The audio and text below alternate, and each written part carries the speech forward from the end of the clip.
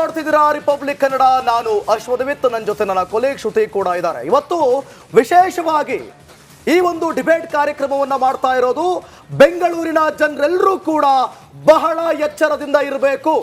ಅದರಲ್ಲೂ ಕೂಡ ಮಾಂಸ ಪ್ರಿಯರಿಗೆ ನಾವು ಹೇಳ್ತಾ ಇರೋದು ಯಾಕೆ ಅಂತಂದ್ರೆ ಬೆಂಗಳೂರಿನಲ್ಲಿ ಆದಂಥ ನೆನ್ನೆಯ ಬೆಳವಣಿಗೆಗಳು ಮಾಂಸ ಪ್ರಿಯರೇ ಬೆಚ್ಚಿ ಬೀಳಿಸುವಂತೆ ಮಾಡಿದೆ. ಯಾಕೆ ಗೊತ್ತಾ? ಬೆಂಗಳೂರಿನ ಮಾಂಸ ಪ್ರಿಯರೇ ಎಚ್ಚರದಿಂದಿರ್ಬೇಕು.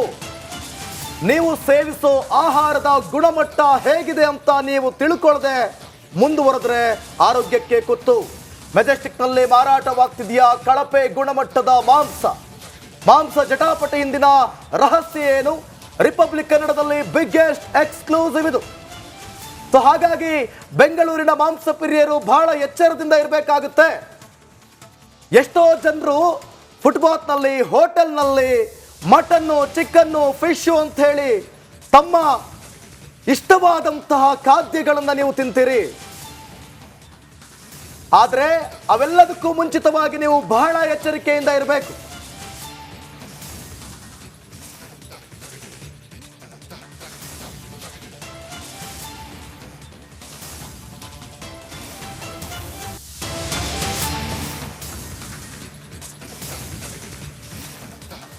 ಮೆಜೆಸ್ಟಿಕ್ನಲ್ಲಿ ಮಧ್ಯರಾತ್ರಿ ಭಾರಿ ಹೈ ಡ್ರಾಮಾ ಆಯಿತು.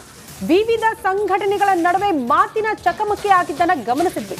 ಕರ್ತವ್ಯಕ್ಕೆ ಅಡ್ಡಿ ಆರೋಪದ ಹಿನ್ನೆಲೆ ಪುನೀತ್ ಕೆರೆಹಳ್ಳಿ ಅವರ ಬಂಧನ ಆಯಿತು. ಈ ವೇಳೆ ಪುನೀತ್ ಕೆರೆಹಳ್ಳಿ ಆರೋಗ್ಯದಲ್ಲಿ ಸಮಸ್ಯೆ ಉಂಟಾಯಿತು. ವಿಕ್ಟೋರಿಯಾ ಆಸ್ಪತ್ರೆಯಲ್ಲಿ ಪುನೀತ್ ಕೆರೆಹಳ್ಳಿಗೆ ಚಿಕಿತ್ಸೆಯನ್ನು ಕೂಡ ನೀಡಲಾಗ್ತಾ ಇದೆ. ಮೆಜೆಸ್ಟಿಕ್ನಲ್ಲಿ ಭಾರಿ ಹೈ ಡ್ರಾಮಾ. ಬಹುತೇಕರಿಗೆ ಒಂದಷ್ಟು ಪ್ರಶ್ನೆ ಕಾಡಿದ್ದು, ವಿವಿಧ ಸಂಘಟನೆಯವರು ಪ್ರಶ್ನೆ ಮಾಡಿದ್ದು ಯಾವ ರೀತಿಯ ಮಾಂಸ ಇದು ಅಂತ.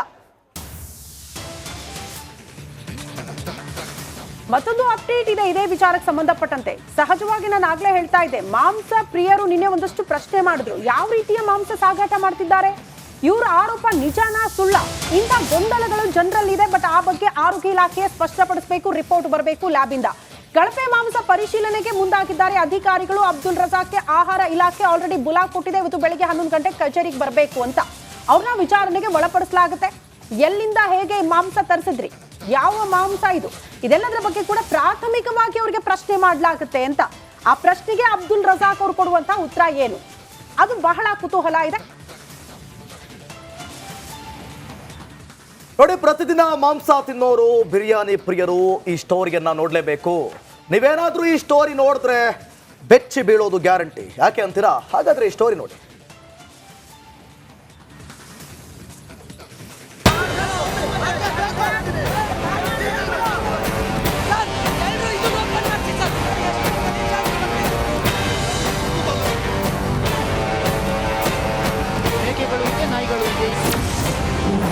ಮೆಜೆಸ್ಟಿಕ್ ರೈಲ್ವೆ ಸ್ಟೇಷನ್ನಲ್ಲಿ ಹೈ ಡ್ರಾಮಾ. ಅಬ್ದುಲ್ ರಜಾಕ್ ಮತ್ತು ಪುನೀತ್ ಕೆರೆಯಲ್ಲಿ ವಾಗ್ವಾದ.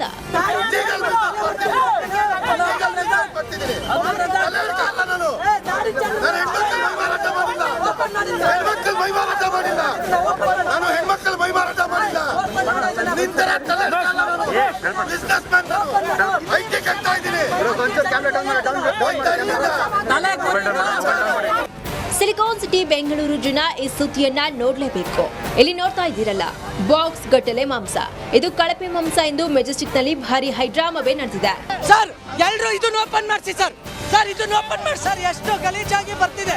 ಬೆಂಗಳೂರು ನಗರದಲ್ಲಿ ಸಿಗೋದು ನಮ್ಮ ಬಂಧು. ಸರ್, ಬೇರೆ ಓಪನ್ ಮಾಡಿಸಿ ಸರ್. ಎಲ್ಲರೂ ಇದನ್ನು ಓಪನ್ ಮಾಡಿಸಿ ಸರ್. ಸರ್, ಇದನ್ನು ಓಪನ್ ಮಾಡಿಸಿ ಸರ್. ಇದನ್ನು ಓಪನ್ ಮಾಡಿ, ಇದನ್ನು ಓಪನ್ ಮಾಡಿ, ಇದನ್ನು ಓಪನ್ ಮಾಡಿಸಿ, ಇದೋಪನ್ ಮಾಡ್ತೆ ಸರ್. ಇದನ್ನು ಓಪನ್ ಮಾಡಿಸಿ ಸರ್. ಎಷ್ಟು ಗಲೀಜಾಗಿ ಬರ್ತಿದೆ.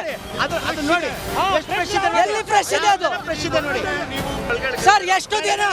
ನೀನು ಮಾಂಸ ತಿನ್ನಲ್ಲ, ನಿನಗೆ ಅರ್ಥ ಆಗಲ್ಲ. ಕುತ್ತಲ 60 ದಿನ ಆಯ್ತು. ಮಾಂಸ ತಿನ್ನೋರಕ್ಕೆ ಇಲ್ಲಿ ಇದು ಓಪನ್ ಮಾಡಿಸಿ ಸರ್. ಸರ್, ಇದು ಓಪನ್ ಮಾಡಿಸಿ ಸರ್. ಮಾಂಸ ಇದು ಓಪನ್ ಮಾಡಿಸಿ ಸರ್. ಆಗಲ್ಲ, ಜಂಕ ಹೋಗೋ ಇದು ಓಪನ್ ಮಾಡಿಸಿ ಸರ್. ಒಂದಲ್ಲ ಎರಡಲ್ಲ. ರಾಜಸ್ಥಾನದಿಂದ ಬೆಂಗಳೂರಿಗೆ ರೈಲಿನಲ್ಲಿ ವಾರದಲ್ಲಿ 3 ದಿನಕ್ಕೆ 4,500 ಕೆಜಿ ಇಂತಹ ಮಾಂಸವನ್ನ ಸಾಗಿಸಲಾಗುತ್ತೆ ಅಂತ ಹಿಂದೂ ಸಂಘಟನೆಗಳು, ಕಾರ್ಯಕರ್ತರು ಹಾಗೂ ಮಾಂಸ ಮಾರಾಟ ವ್ಯಾಪಾರಿಗಳು ತೀವ್ರ ಆಕ್ರೋಶವನ್ನ ವ್ಯಕ್ತಪಡಿಸುತ್ತಿದ್ದಾರೆ. 6 ಟನ್ ಮಾಂಸ ಪ್ರತಿದಿನ ಬರುತ್ತೆ ಬೆಂಗಳೂರಲ್ಲಿ. ಇದು ರೆಸಲ್ ಮಾರ್ಕೆಟ್ಗೆ ಹೋಗುತ್ತೆ. ವಿಡಿಯೋ ತೋರಿಸ್ತೀನಿ ನಾನು, ವಿಡಿಯೋ ಇದೆ. ರೆಸಲ್ ಮಾರ್ಕೆಟ್ಗೆ ಈ ಮಾಂಸ ಹೋಗುತ್ತೆ. ಇದನ್ನ ವಿನಿಗರ್ ಹಾಕಿ ಕ್ಲೀನ್ ಮಾಡ್ತಾರೆ, ಬೆಳ್ಳಗ್ ಮಾಡ್ತಾರೆ, ವಿನಿಗರ್ ಮಾಡಿ ಕ್ಲೀನ್ ಮಾಡಿ ಫ್ರೆಶ್ ಮಾಂಸ ಅಂತ ಮಾರ್ತಾರೆ.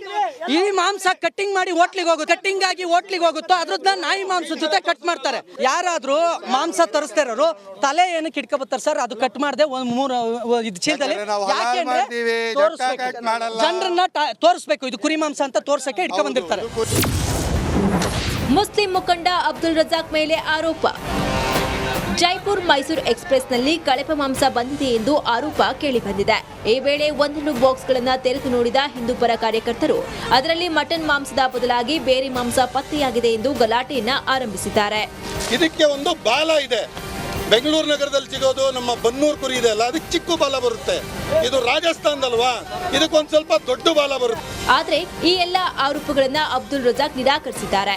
ಕಳೆದ 12 ವರ್ಷಗಳಿಂದ ನಾವು ನಿಯಮಾನುಸಾರ ಈ ಬಿಸ್ನೆಸ್ಸನ್ನು ಮಾಡ್ತಿದ್ದೀವಿ.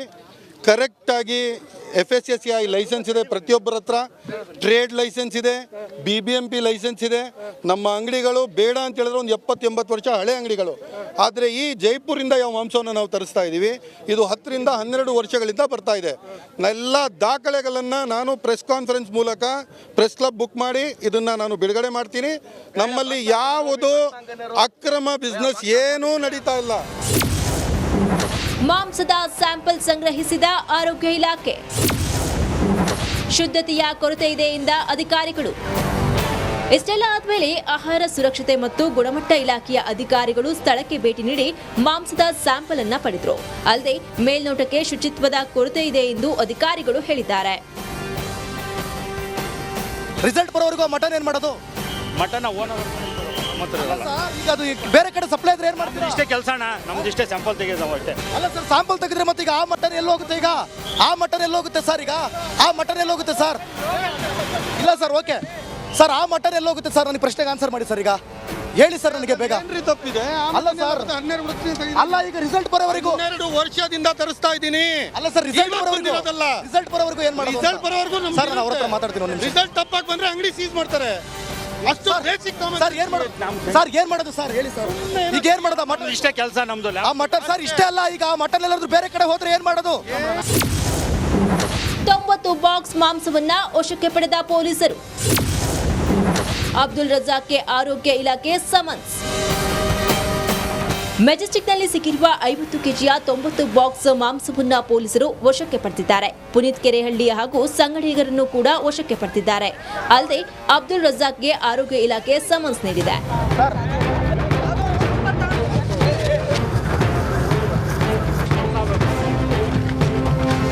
ಕೋಟನ್ಪೇಟೆ ಪೊಲೀಸ್ ಸ್ಟೇಷನ್ನಲ್ಲಿ ಪುನೀತ್ ಕೆರೆಹಳ್ಳಿ ಅಸ್ವಸ್ಥಗೊಂಡಿದ್ದು ಚಿಕಿತ್ಸೆಯನ್ನು ನೀಡಲಾಗುತ್ತಿದೆ. ಒಟ್ನಲ್ಲಿ ಈ ಪ್ರಕರಣ ಸಿಟಿ ಮಂದಿಯನ್ನ ಬೆಚ್ಚಿ ಬೀಳಿಸಿದ್ದು, ಈ ಬಗ್ಗೆ ಸೂಕ್ತ ತನಿಖೆಯಾಗಿ ಸತ್ಯಾಂಶ ಹೊರಬರಬೇಕಿದೆ. ಸರ್ ಎಲ್ಲರೂ ಇದನ್ನ ಓಪನ್ ಮಾಡಿಸಿ ಸರ್. ಎಷ್ಟು ಗಲೀಜಾಗಿ ಬರ್ತಿದೆ. ಬನ್ನೂರು ಕುರಿ ಇದೆ ಅಲ್ಲ, ಅದಕ್ಕೆ ಚಿಕ್ಕ ಬಾಲ ಬರುತ್ತೆ. ಇದು ರಾಜಸ್ಥಾನದಲ್ವಾ, ಇದಕ್ಕೊಂದು ಸ್ವಲ್ಪ ಮೇಕೆಗಳು ಇದೆ, ನಾಯಿಗಳು ಇದೆ. Bureau report, republic Kannada. ನೋಡಿ ಶ್ರುತಿ, ಡಿಬೇಟ್ ಅನ್ನು ನಾವು ಆರಂಭ ಮಾಡೋಣ. ಅದಕ್ಕಿಂತ ಮುಂಚಿತವಾಗಿ ನೆನ್ನೆ ಎಲ್ಲ ನಡೆದಂತಹ ಮೆಜೆಸ್ಟಿಕ್ ನಲ್ಲಿ ಹೈಡ್ರಾಮಾನ ನೀವು ನೋಡಿದ್ರಿ. ಹೌದು. ಆ ಒಂದು ಹೈಡ್ರಾಮಾದಲ್ಲಿ ಕೊನೆಗೆ ಆಹಾರ ಅಧಿಕಾರಿಗಳು ಬರ್ತಾರೆ ಅಲ್ಲಿಗೆ. ಬಂದಂತ ಸಂದರ್ಭದಲ್ಲಿ ನಾವು ಅವ್ರನ್ನ ಪ್ರಶ್ನೆ ಮಾಡ್ತೀವಿ, ನೀವು ಮೇಲ್ನೋಟಕ್ಕೆ ನಿಮ್ಮ ಅನುಭವದ ಪ್ರಕಾರ ಈ ಮಾಂಸ ಹೇಗಿದೆ ಅಂತ ಅವ್ರ ಮಾತು ಹೇಳ್ತಾರೆ. ಹೈಜಿನಿಕ್ ಕಡಿಮೆ ಇದೆ ಅಂತ ಏನ್ ಹೇಳ್ತಾರೆ ಅಂತ ನೋಡೋಣ. ಅದಾದ್ಮೇಲೆ ಆ ಮಾತನ್ನ ಹಿಡ್ಕೊಂಡು ನಾವು ಡಿಬೇಟ್ ಶುರು ಮಾಡಿ. ಓಕೆ, ಅದನ್ನ ಬೈಟ್ ಪ್ಲೇ ಮಾಡಿ. ಇದೆ ಪ್ಯಾಕಿಂಗು ಐಸ್ ಕ್ಯೂಬ್ ಇದೆ, ಬಟ್ ಟೆಂಪ್ರೇಚರು ಅದನ್ನ ನೋಟ್ ಮಾಡಬೇಕು. ಟೆಂಪ್ರೇಚರ್ ಇದ್ರೆ ಹೇಳ್ಬೋದು, -18 ಡಿಗ್ರಿ ಇದ್ರೆ ಟೆಂಪ್ರೇಚರ್. ಅಧಿಕಾರಿಯಾಗಿ ನಿಮಗೆ ಸಾಕಷ್ಟು ಅನುಭವಗಳಿದೆ. ಸ್ವಲ್ಪ ಹೈಜಿನಿಕ್ ಕಮ್ಮಿ ಇದೆ, ಸ್ವಲ್ಪ ಹೈಜಿನಿಕ್ ಕಮ್ಮಿ ಇದೆ, ಸ್ವಲ್ಪ ಹೈಜಿನಿಕ್ ಕಮ್ಮಿ ಇದೆ. ಪ್ಯಾಕಿಂಗು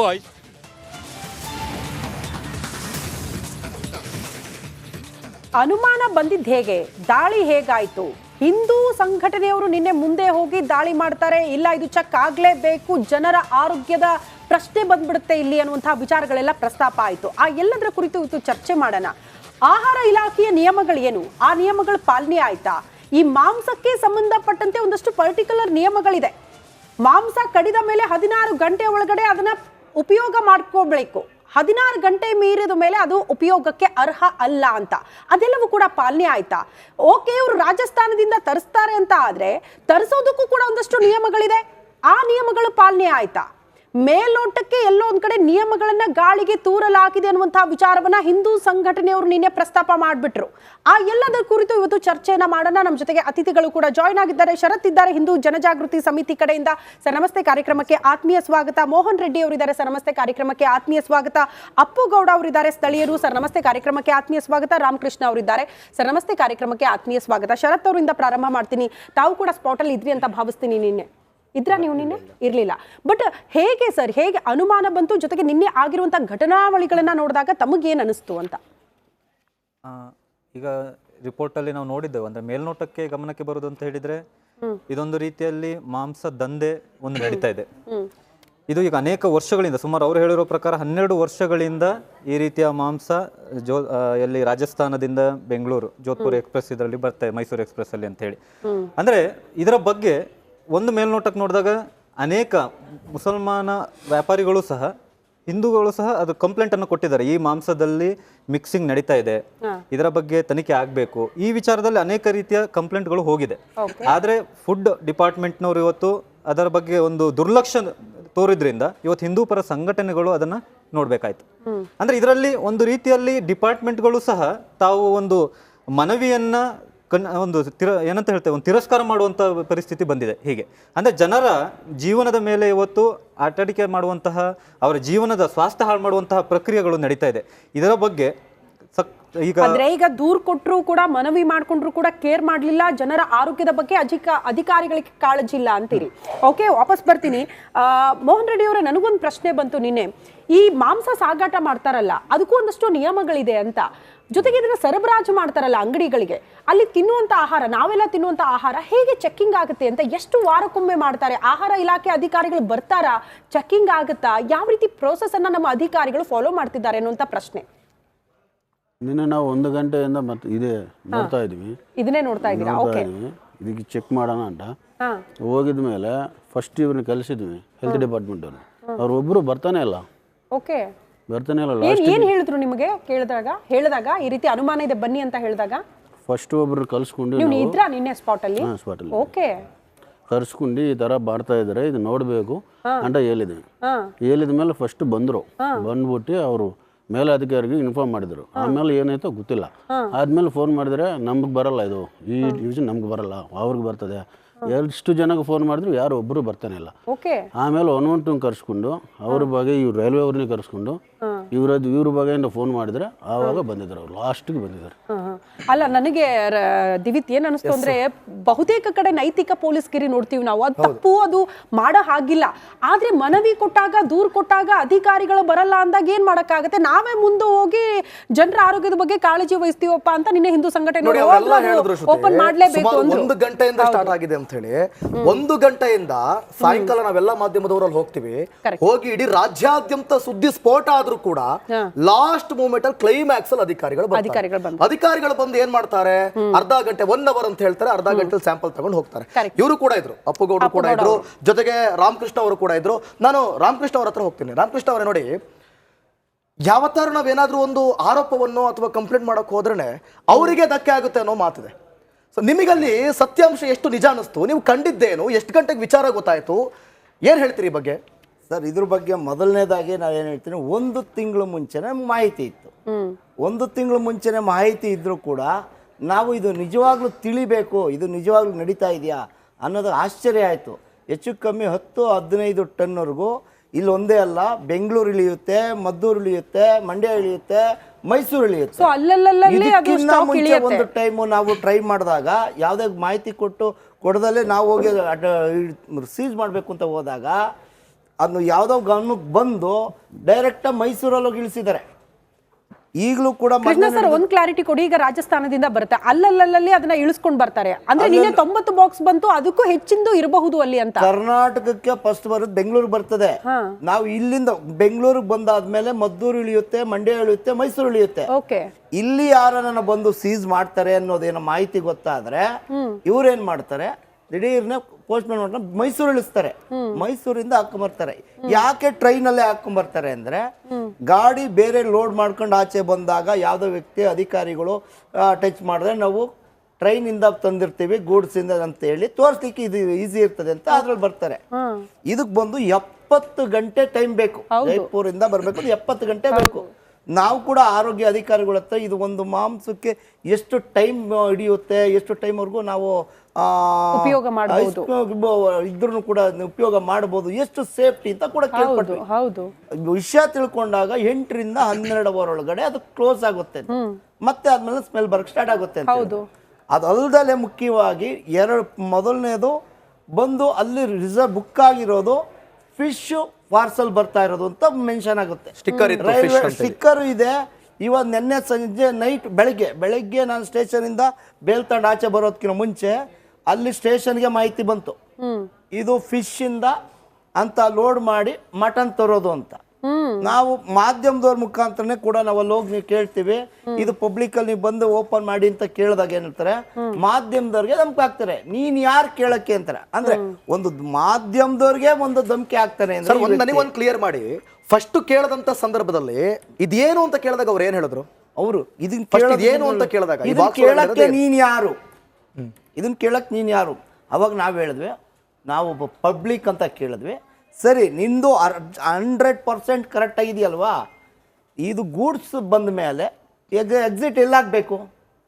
ಗೂಡ್ಸ್ ರೋಡಲ್ಲಿ ಎಕ್ಸಿಟ್ ಆಗಬೇಕು. ಓಕೆ, ಅಲ್ಲಿ ಪಬ್ಲಿಕ್ ಇದ್ದಾರೆ, ನಿಮ್ಗೆ ವೆಯ್ಟ್ ಮಾಡ್ತಾರೆ ಅಂದ ತಕ್ಷಣಲೇ ನೀನು ಯಾಕೆ ಬ್ಯಾಕ್ ಗೇಟಿಂದ ಯಾಕೆ ಇಲ್ಲಿ ಬಂದು ರೋಡಲ್ಲಿ ಹಾಕ್ಸಿದ್ಯಾ? ಕರೆಕ್ಟ್. ನೀನು ಫ್ರಂಟ್ಗೆ ಬ್ಯಾಕ್ ಗೇಟಲ್ಲಿ ಗೂಡ್ಸ್ ಇದರಲ್ಲಿ ಹೋಗ್ಬೇಕಾಗಿರೋದು ಈ ಬ್ಯಾಕ್ ಗೇಟ್ಗೆ ಯಾಕೆ ಲೋಡ್ ಮಾಡಿಸಿದೆ? ರೋಡಲ್ಲಿ ಅಂತ ತಿನ್ನೋ ಅಂಥದ್ದು ಪಬ್ಲಿಕ್ ರೋಡಲ್ಲಿ ಹಾಕ್ಸಿದ್ದೆ. ಅದಲ್ದಲ್ಲೇ ಹೋಗಿ ಓಪನ್ ಮಾಡಿ ಅಂತ ಕೇಳಿದ್ರೆ ನಾನು ರೌಡಿಸಮ್ ಮಾಡೋದು, ಚಾಕು ಕೂಡ ಹಿಡ್ಕೊಂಡ್ಬಂದಿದ್ರು. ಟೈಮಲ್ಲಿ ಕೂಡ ನಾವು ಕೂಡ ಕಣ್ಣಲ್ಲಿ ನೋಡಿದ್ದಾರೆ. ಅದನ್ನು ಕೂಡ ನಾವು ಹುಡುಗರು ಇದ್ರಿ ನೀವು ಕೂಡ ಏನೋ ಅಲ್ಲಿ ಸ್ವಲ್ಪ ಕೆಲವೊಂದು ಹಲ್ಲೆ ಆಯ್ತು, ಜೊತೆಗೆ ಏನೇನೋ ಸಮಸ್ಯೆಗಳಾಯ್ತು ಅಂತ ನೀವು ಅದನ್ನ ನೋಡಿದಿರಾ? ಎಕ್ಸಾಂಪಲ್ ಯಾಕೆ ಹೇಳ್ಬೇಕಂದ್ರೆ ಹುಡುಗೊಬ್ಬ ಡ್ರ್ಯಾಗನ್ ಹಿಡ್ಕೊಂಡ್ ಬಂದಿದ್ದ. ಓಕೆ, ಕೇಳಿದ್ವಿ, ಜನ ಪಬ್ಲಿಕ್ ಕೇಳ್ಬಾರ್ದು ಸರ್, ಯಾಕೆ ಪಬ್ಲಿಕ್ ಏನಂದ್ರೆ ನಾವು ಯಾರು ಪಬ್ಲಿಕ್ ಕೇಳೋ ಅಂತ ಕೇರ್ ಅಲ್ವಾ ಯಾರಿಗಾದ್ರು? ಪಬ್ಲಿಕ್ ಕೇಳಿದ್ಕೆ ಏನ್ ಮಾಡ್ತಾರೆ, ಪೊಲೀಸ್ನವ್ರು ಸೈಡಿಗೆ ಕರ್ಕೊಂಡು ಹೋಗ್ತಾರೆ ಹುಡುಗರನ್ನ. ಯಾರನ್ನ ಕರ್ಕೊಂಡು ಹೋಗ್ತಾರೆ? ಒಬ್ಬ ಹುಡುಗನ್ ಕರ್ಕೊಂಡು ಸೈಡಿಗೆ ಕರ್ಕೊಂಡು ಹೋಗ್ಬಿಡ್ತಾರೆ. ಯಾರವನು? ನೆನ್ನೆ ಇದ್ದ ಅವನು, ನೆನ್ನೆ ಎಕ್ಸಾಂಪಲ್ ಹುಡುಗ ಜೊತೆ ಅವರು ಪಬ್ಲಿಕ್ ಸಪೋರ್ಟ್ ಮಾಡಿದ್ದು. ಬಟ್ ಪಬ್ಲಿಕ್ ಕೇಳಿದ ಕಾರಣ ಕೇಸ್ ಏನ್ ಮಾಡಿದ್ರು ಅಂದ್ರೆ ಅವ್ನ ಕರ್ಕೊಂಡು ಸೈಡಿಗೆ ಹೋಗ್ಬಿಡ್ತಾರೆ ಪೊಲೀಸ್ನವರು. ಆ ಟೈಮಲ್ಲಿ ಏನಂತ ರಜಾಕ್ ಏನ್ ಮಾಡ್ಬಿಡ್ತಾನೆ, ಇಲ್ಲ ಇದು ನಾನು ಮಟನ್ ಓಪನ್ ಮಾಡೋಕ್ಕೋಸ್ಕರ ತಂದಿದ್ದೀನಿ ಡ್ರಾಗರ್, ಮಟನ್ ಓಪನ್ ಮಾಡಕ್ ತೋರ್ಸಕ್ಕೋಸ್ಕರ ತಂದಿದ್ದೀನಿ ಈ ಜಾಗನ, ಯಾಕೆ ತರಬೇಕು? ಇದು ತಂದಿರೋದು ಮಟನ್ ಓಪನ್ ಮಾಡಿ ತೋರ್ಸಕ್ಕೋಸ್ಕರ ತಂದಿದ್ದೀನಿ. ಓಕೆ, ಅಪ್ಪಗೌಡ ಈಗ ನಿಮ್ಮ ಅನುಮಾನ ಏನು? ನಿನ್ನೆ ಅವರು ಹುಡುಗ ಪ್ರಶ್ನೆ ಮಾಡ್ತಾರೆ, ಪೊಲೀಸರು ಸೈಡಿಗೆ ಕರ್ಕೊಂಡು ಹೋಗ್ತಾರೆ ಅಂದ್ರೆ ಎಲ್ಲರಿಗೂ ಮಾಹಿತಿ ಇತ್ತಾ ಅಂತ ಅದ್ರ ಬಗ್ಗೆ? ಮೇಡಮ್ ಇದೇ ಅನ್ಸುತ್ತೆ, ಹಾಗಾಗಿ ಅದನ್ನ ಮುಚ್ಚಾಕೋ ಪ್ರಯತ್ನಗಳಾಗಿದೆ ಅಂತ ತಮ್ಮ ಅನುಮಾನ? ಮೇಡಮ್ ಹೇಳ್ಬೇಕು, ಹೌದು, ನೀವು ಹೇಳಿದ ಪ್ರಕಾರ ಅದು ಮುಚ್ಚಾಕೋಸ್ಕರ ಟ್ರೈ ಮಾಡಿದ್ದಾರೆ. ಇಷ್ಟೊತ್ತಂಗ 3 ಗಂಟೆ ಮೇಡಮ್ 3 ಗಂಟೆಯಿಂದ ಸತತವಾಗಿ ಅಲ್ಲಿ ಪಬ್ಲಿಕ್ ಸೇರಿರೋದು. 3 ಗಂಟೆಯಿಂದ 10 ಗಂಟೆವರೆಗೂ ಸಮೇತ ಪಬ್ಲಿಕ್ ಇದೆ ಅಲ್ವಾ? ಅಲ್ಲಿವರೆಗೂ ಇಲ್ಲಿದ್ದು ಪೊಲೀಸ್ನವರು ವಿತಿನ್ ಸೆಕೆಂಡ್ ನೋಡ್ರಿ, ಹೆಲ್ತ್ ಇನ್ಸ್ಪೆಕ್ಟರ್ ಬಂದಿದ್ದೆ ತಡ, ಬಂದು ಅವ್ರು ಚೆಕ್ ಮಾಡಿ ಹೋಗಿದ್ದೆ ತಡ, ಎಲ್ಲರನ್ನ ಪ್ಯಾಕ್ ಮಾಡ್ಕೊಳ್ಳೋ ಅಂತ ಕಾರಣ ಏನಿತ್ತು? ಹೌದು, ಕಂಪ್ಲೇಂಟ್ ಕೊಟ್ಟು ದಾರನ ಅವ್ನು ಯಾಕೆ ಕರ್ಕೊಂಡು ಹೋಗ್ಬೇಕಿತ್ತು ಸ್ಟೇಷನ್ಗವರು? ತಪ್ಪಲ್ವಾ? ಕಂಪ್ಲೇಂಟ್ ಕೊಟ್ಟವನ್ನೇ ಫಸ್ಟ್ ಕರ್ಕೊಂಡು ಹೋಗಿದ್ದವರು.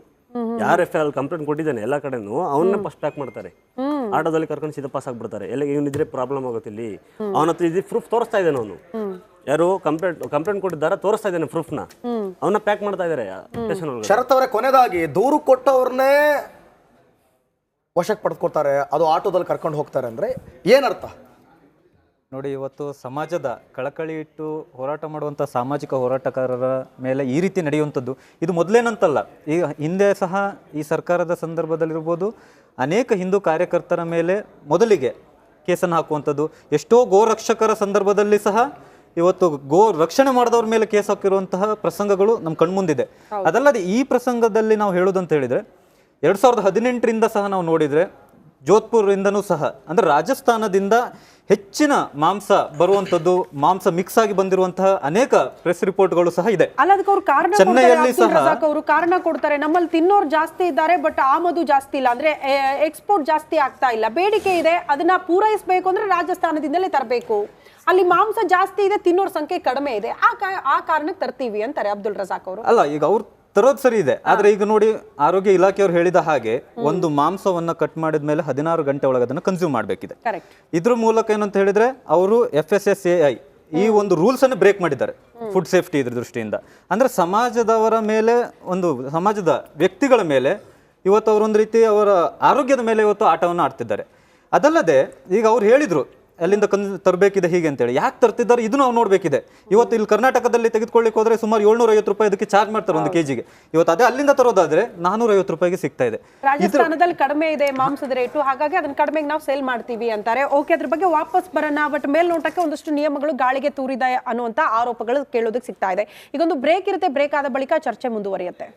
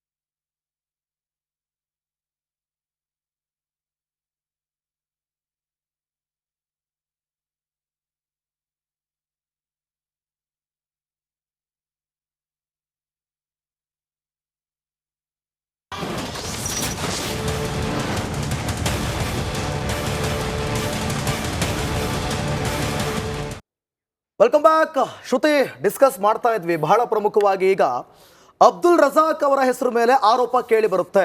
ಹೌದು.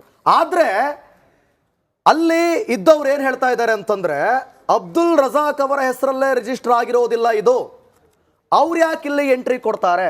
ಯಾಕೆ ಕೊಡ್ತಾರೆ ಸರ್? ಏನ್ ಕತೆ ಇದು? ಅವ್ರು ಹೇಳಿದ್ರೆ ನಂದೇ ಮಾಲು ಅಂತ ಹೇಳ್ತಾರೆ.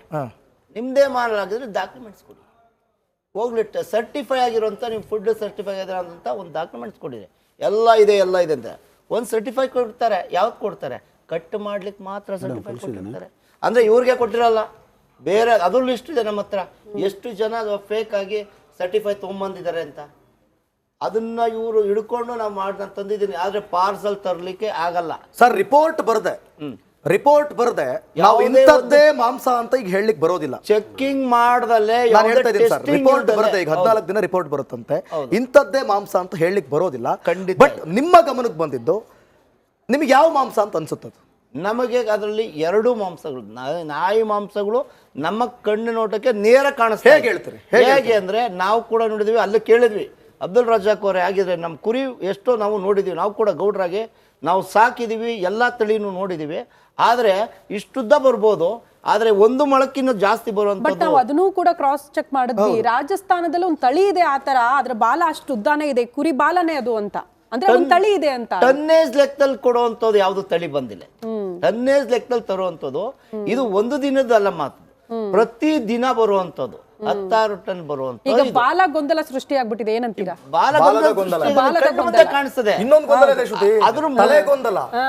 ತಲೆಯಲ್ಲಿ ರಕ್ತ ಹೇಗಿತ್ತು? ಹೌದು, ನನಗೆ ಯಾವ್ದು ಮಾಂಸ ಆಗಿರ್ಲಿ, ಬಟ್ ಸಾಗಾಟ ಮಾಡಿರೋ ರೀತಿ ಬಗ್ಗೆ ವೆರಿ ಶಾಕಿಂಗ್ ಅಂತ ಅನಿಸ್ತು. ಅಷ್ಟು ಕೆಡ್ದಾಗ ಪ್ಯಾಕಿಂಗು, ಅಷ್ಟು ಕೆಡ್ದಾಗ ಸಾಗಾಟ ಆಗುತ್ತೆ, ಈ ಮಾಂಸನ ಜನ ತಿನ್ನೋದು ಅನ್ನುವಂತ ಭಾವನೆ ಬಂದ್ಬಿಡ್ತು ಕೆಲವರೆಲ್ಲ ಆ ದೃಶ್ಯ ನೋಡಿದಾಗ. ಅಲ್ಲಿ ಕೆಳಗಡೆ ನೋಡ್ತಾ ಇದೀವಿ, ಅಲ್ಲಿ ತೋರಿಸ್ತಾ ಇದ್ದಾಗ ಪಕ್ಕದಲ್ಲಿ ನಿಲ್ಲಕ್ಕ ಸ್ಮೆಲ್ ಬರ್ತಾ ಇದೆ.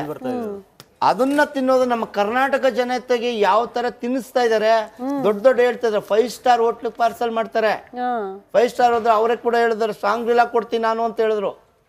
ಅದಾದ್ಮೇಲೆ ಇನ್ನೂ ಕೆಲವೊಂದು ತಾಜ್ ಹೋಟ್ಲು 5 ಸ್ಟಾರ್ ಹೋಟ್ಲು ಕೊಡ್ತೀನಿ ಅಂದ್ರು. ಅಂದ್ರೆ ನಾವು 5 ಸ್ಟಾರ್ ಹೋಟ್ಲು ದೊಡ್ಡ ದೊಡ್ಡ ಹೋಟ್ಲಲ್ಲಿ ತಿನ್ನೋದು ಈ ಒಂದು ಮಾಂಸನ.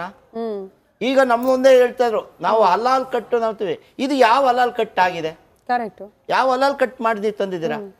ಇದು ತಂದಿದ್ದಲ್ದರೆ ನಮ್ಮ ಸಮುದಾಯಕ್ಕೆ ತಿನ್ನಿಸ್ತೀರಾ ಅಂತ ಹೇಳಿ ಹಿಂದೂ ಸಮುದಾಯಕ್ಕೆ, ನಿಮ್ಮ ಸಮುದಾಯಕ್ಕೆ ನೀವು ಮೋಸ ಮಾಡ್ತಾ ಇದ್ದೀರಾ. ಅವರೇ ಬಂದಿದ್ರಲ್ಲ ನಿನ್ನೆ, ಅವ್ರ ಸಮುದಾಯದವರು ಬಂದು ಪ್ರಶ್ನೆ ಮಾಡಿದ್ರಲ್ಲ, ಅವ್ರದೇ ಸಮುದಾಯದವರು ಕಂಪ್ಲೇಂಟ್ ಮಾಡಿದ್ದಾರೆ. ದಿನೇಶ್ ಗುಂಡೂರಾವ್ ಅವ್ರಿಗೆ ನೇರ ಹೋಗಿ ಒಂದು ಕಂಪ್ಲೇಂಟ್ ಕೊಟ್ಟಿದ್ದಾರೆ. ಅವ್ರು ಕೊಟ್ಟರೆ ಯಾವುದೇ ಒಂದು ರೆಸ್ಪಾನ್ಸ್ ಬಂದಿಲ್ಲ. DK ಶಿವಕುಮಾರ್ ಅವ್ರ ಗಮನಕ್ಕೂ ತಂದಿದ್ದಾರೆ, ಫುಡ್ ಇನ್ಸ್ಪೆಕ್ಟರ್ ಗಮನಕ್ಕೂ ತಂದಿದ್ದಾರೆ. ಅದಲ್ದಲೆ ನಿನ್ನೆ ಕೂಡ ನಾವು 1 ಗಂಟೆಗೆ ಮೇನ್ ಅಧಿಕಾರಿಗಳಿಗೆ ಫುಡ್ ಇನ್ಸ್ಪೆಕ್ಟರ್ ಕಾಲ್ ಮಾಡಿದೀವಿ. ಏನಾಯ್ತು, ಏನ್ ಬರ್ಬೇಕು ಅಂತ ಎಲ್ಲರೂ ಕೂಡ ನಿರ್ಲಕ್ಷ್ಯ ಮಾಡಿದ್ರು ಅಂತ. ಅಪ್ಪಗೌಡ ಅವರೇ, ಈಗ ನಿನ್ನೆ ಅಲ್ಲಿ ಒಬ್ರು ಮಾತಾಡೋ ಕೇಳಿಸ್ಕೊಂಡೆ ನಾನು, ನಾವೆಲ್ಲ 750ಕ್ಕೆ ಮಾರಾಟ ಮಾಡ್ತೀವಿ, ಇವರು 500 550ಕ್ಕೆಲ್ಲ ಮಾರಾಟ ಮಾಡ್ಬಿಡ್ತಾರೆ, ಇದರಿಂದ ನಮ್ಗೆ ಬಿಸ್ನೆಸ್ ಅಲ್ಲೂ ಕೂಡ ಹೊಡೆತ ಬೀಳ್ತಾ ಇದೆ.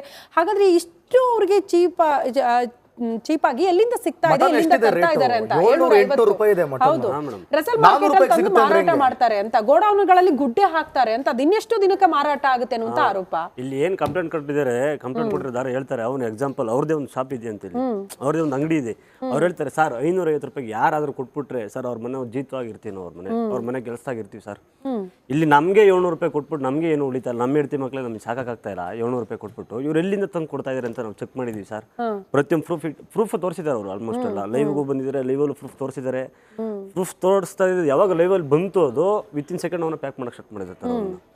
ಅವ್ರು ಹೇಳ್ತಾ ಇದ್ದಾರೆ, ನನಗೆ 700 ರೂಪಾಯಿ ಸರ್, 700 ರೂಪಾಯಿ ಸಿಕ್ಕಿದ್ರು ನಮಗೆ 1 ರೂಪಾಯಿ ಲಾಭ ಸಿಗಲ್ಲ ಸರ್, 700 ರೂಪಾಯಿ ಕೊಟ್ಟು ಸಿಗಲ್ಲ, ನಮ್ಗೆ 750 ರೂಪಾಯಿ ನಾವು ಮಾಡ್ತಾ ಇದ್ದೀವಿ, 50 ರೂಪಾಯಿ 10 ರೂಪಾಯಿ ಉಳಿಯೋದು ಹೆಚ್ಚು ನಮಗೆ ಒಂದು ಮಟನಲ್ಲಿ ಅಂದಾಗ ಇವರು 550 ರೂಪಾಯಿ ಕೊಡ್ತಾ ಇದ್ದಾರೆ ಅಂದರೆ ಅಲ್ಲಿ ಇನ್ನೆಷ್ಟು ಕಮ್ಮಿಗೆ ತರ್ತಾ ಇರ್ಬೋದು ಅವರು. ಟ್ರಾನ್ಸ್ಫರ್ ಚಾರ್ಜ್ ಒಂದು 200 ರೂಪಾಯಿ ಹೋಗಲಿ, 300 ರೂಪಾಯಿ ತರ್ತಾ ಇದ್ದೀರಾ, ಅಲ್ಲಿ ಕಟ್ ಮಾಡೋ ಚಾರ್ಜ್ 100 ರೂಪಾಯಿ ಹೋಗಲಿ, 200 ರೂಪಾಯಿ ತರ್ತಾ ಇದ್ದೀರಾ, ಯಾರಿಗೂ ಗೊತ್ತಿಲ್ಲ. ಕರೆಕ್ಟ್. ಅಂದ್ರೆ ಎಲ್ಲವೂ ಕೂಡ ನಾಯಿ ಮಾಂಸ ಅನ್ನುವಂತ ಆರೋಪ ಅಲ್ಲ ನಿಮ್ದು, ಕುರಿ ಜೊತೆಗೆ ನಾಯಿ ಮಾಂಸನೂ ಕೂಡ ಮಿಕ್ಸ್ ಮಾಡಿ ಮಿಕ್ಸಿಂಗ್ ಆಗಿ ಮಾರಾಟ ಮಾಡ್ತಿದ್ದಾರೆ. ಇನ್ನೊಂದು ಡೌಟ್ ಇದೆ, ಈಗ ನೀವು ಅಲ್ಲಿದ್ರಿ ಅಲ್ಲ? ಹೌದು, ಪುನೀತ್ ಕೆರೆಹಳ್ಳಿ ಅವರು ಅಲ್ಲಿದ್ರು. ಈಗ ನೀವು ಹೇಳಿದಂತಾನೆ ಬಾಕ್ಸ್ ಓಪನ್ ಮಾಡಿ ತಗೊಂಡು ಹೋದ್ರ ಅವರು, ಹೇಗೆ? ಅಥವಾ ಅವ್ರಿಗೆ ಇಷ್ಟ ಬಂದಾಗ ಓಪನ್ ಮಾಡೋದು? ಖಂಡಿತ ನಾವು ಹೇಳಿದ್ದು ಬಾಕ್ಸ್ ಯಾವುದೇ ಕಾರಣಕ್ಕೂ ಓಪನ್ ಮಾಡಲಿಲ್ಲ. ನಾವು ಕೇಳ್ತಾ ಇದ್ವಿ, ಅಲ್ಲಿ ಫುಡ್ ಇನ್ಸ್ಪೆಕ್ಟರ್ ಬಂದಿದ್ರೆ ಫುಡ್ ಇನ್ಸ್ಪೆಕ್ಟರ್ ಮಾತಾಡೋಕೆ ಹಿಂದ್ಲಿಂದ ನುಗ್ತಾವ್ರೆ.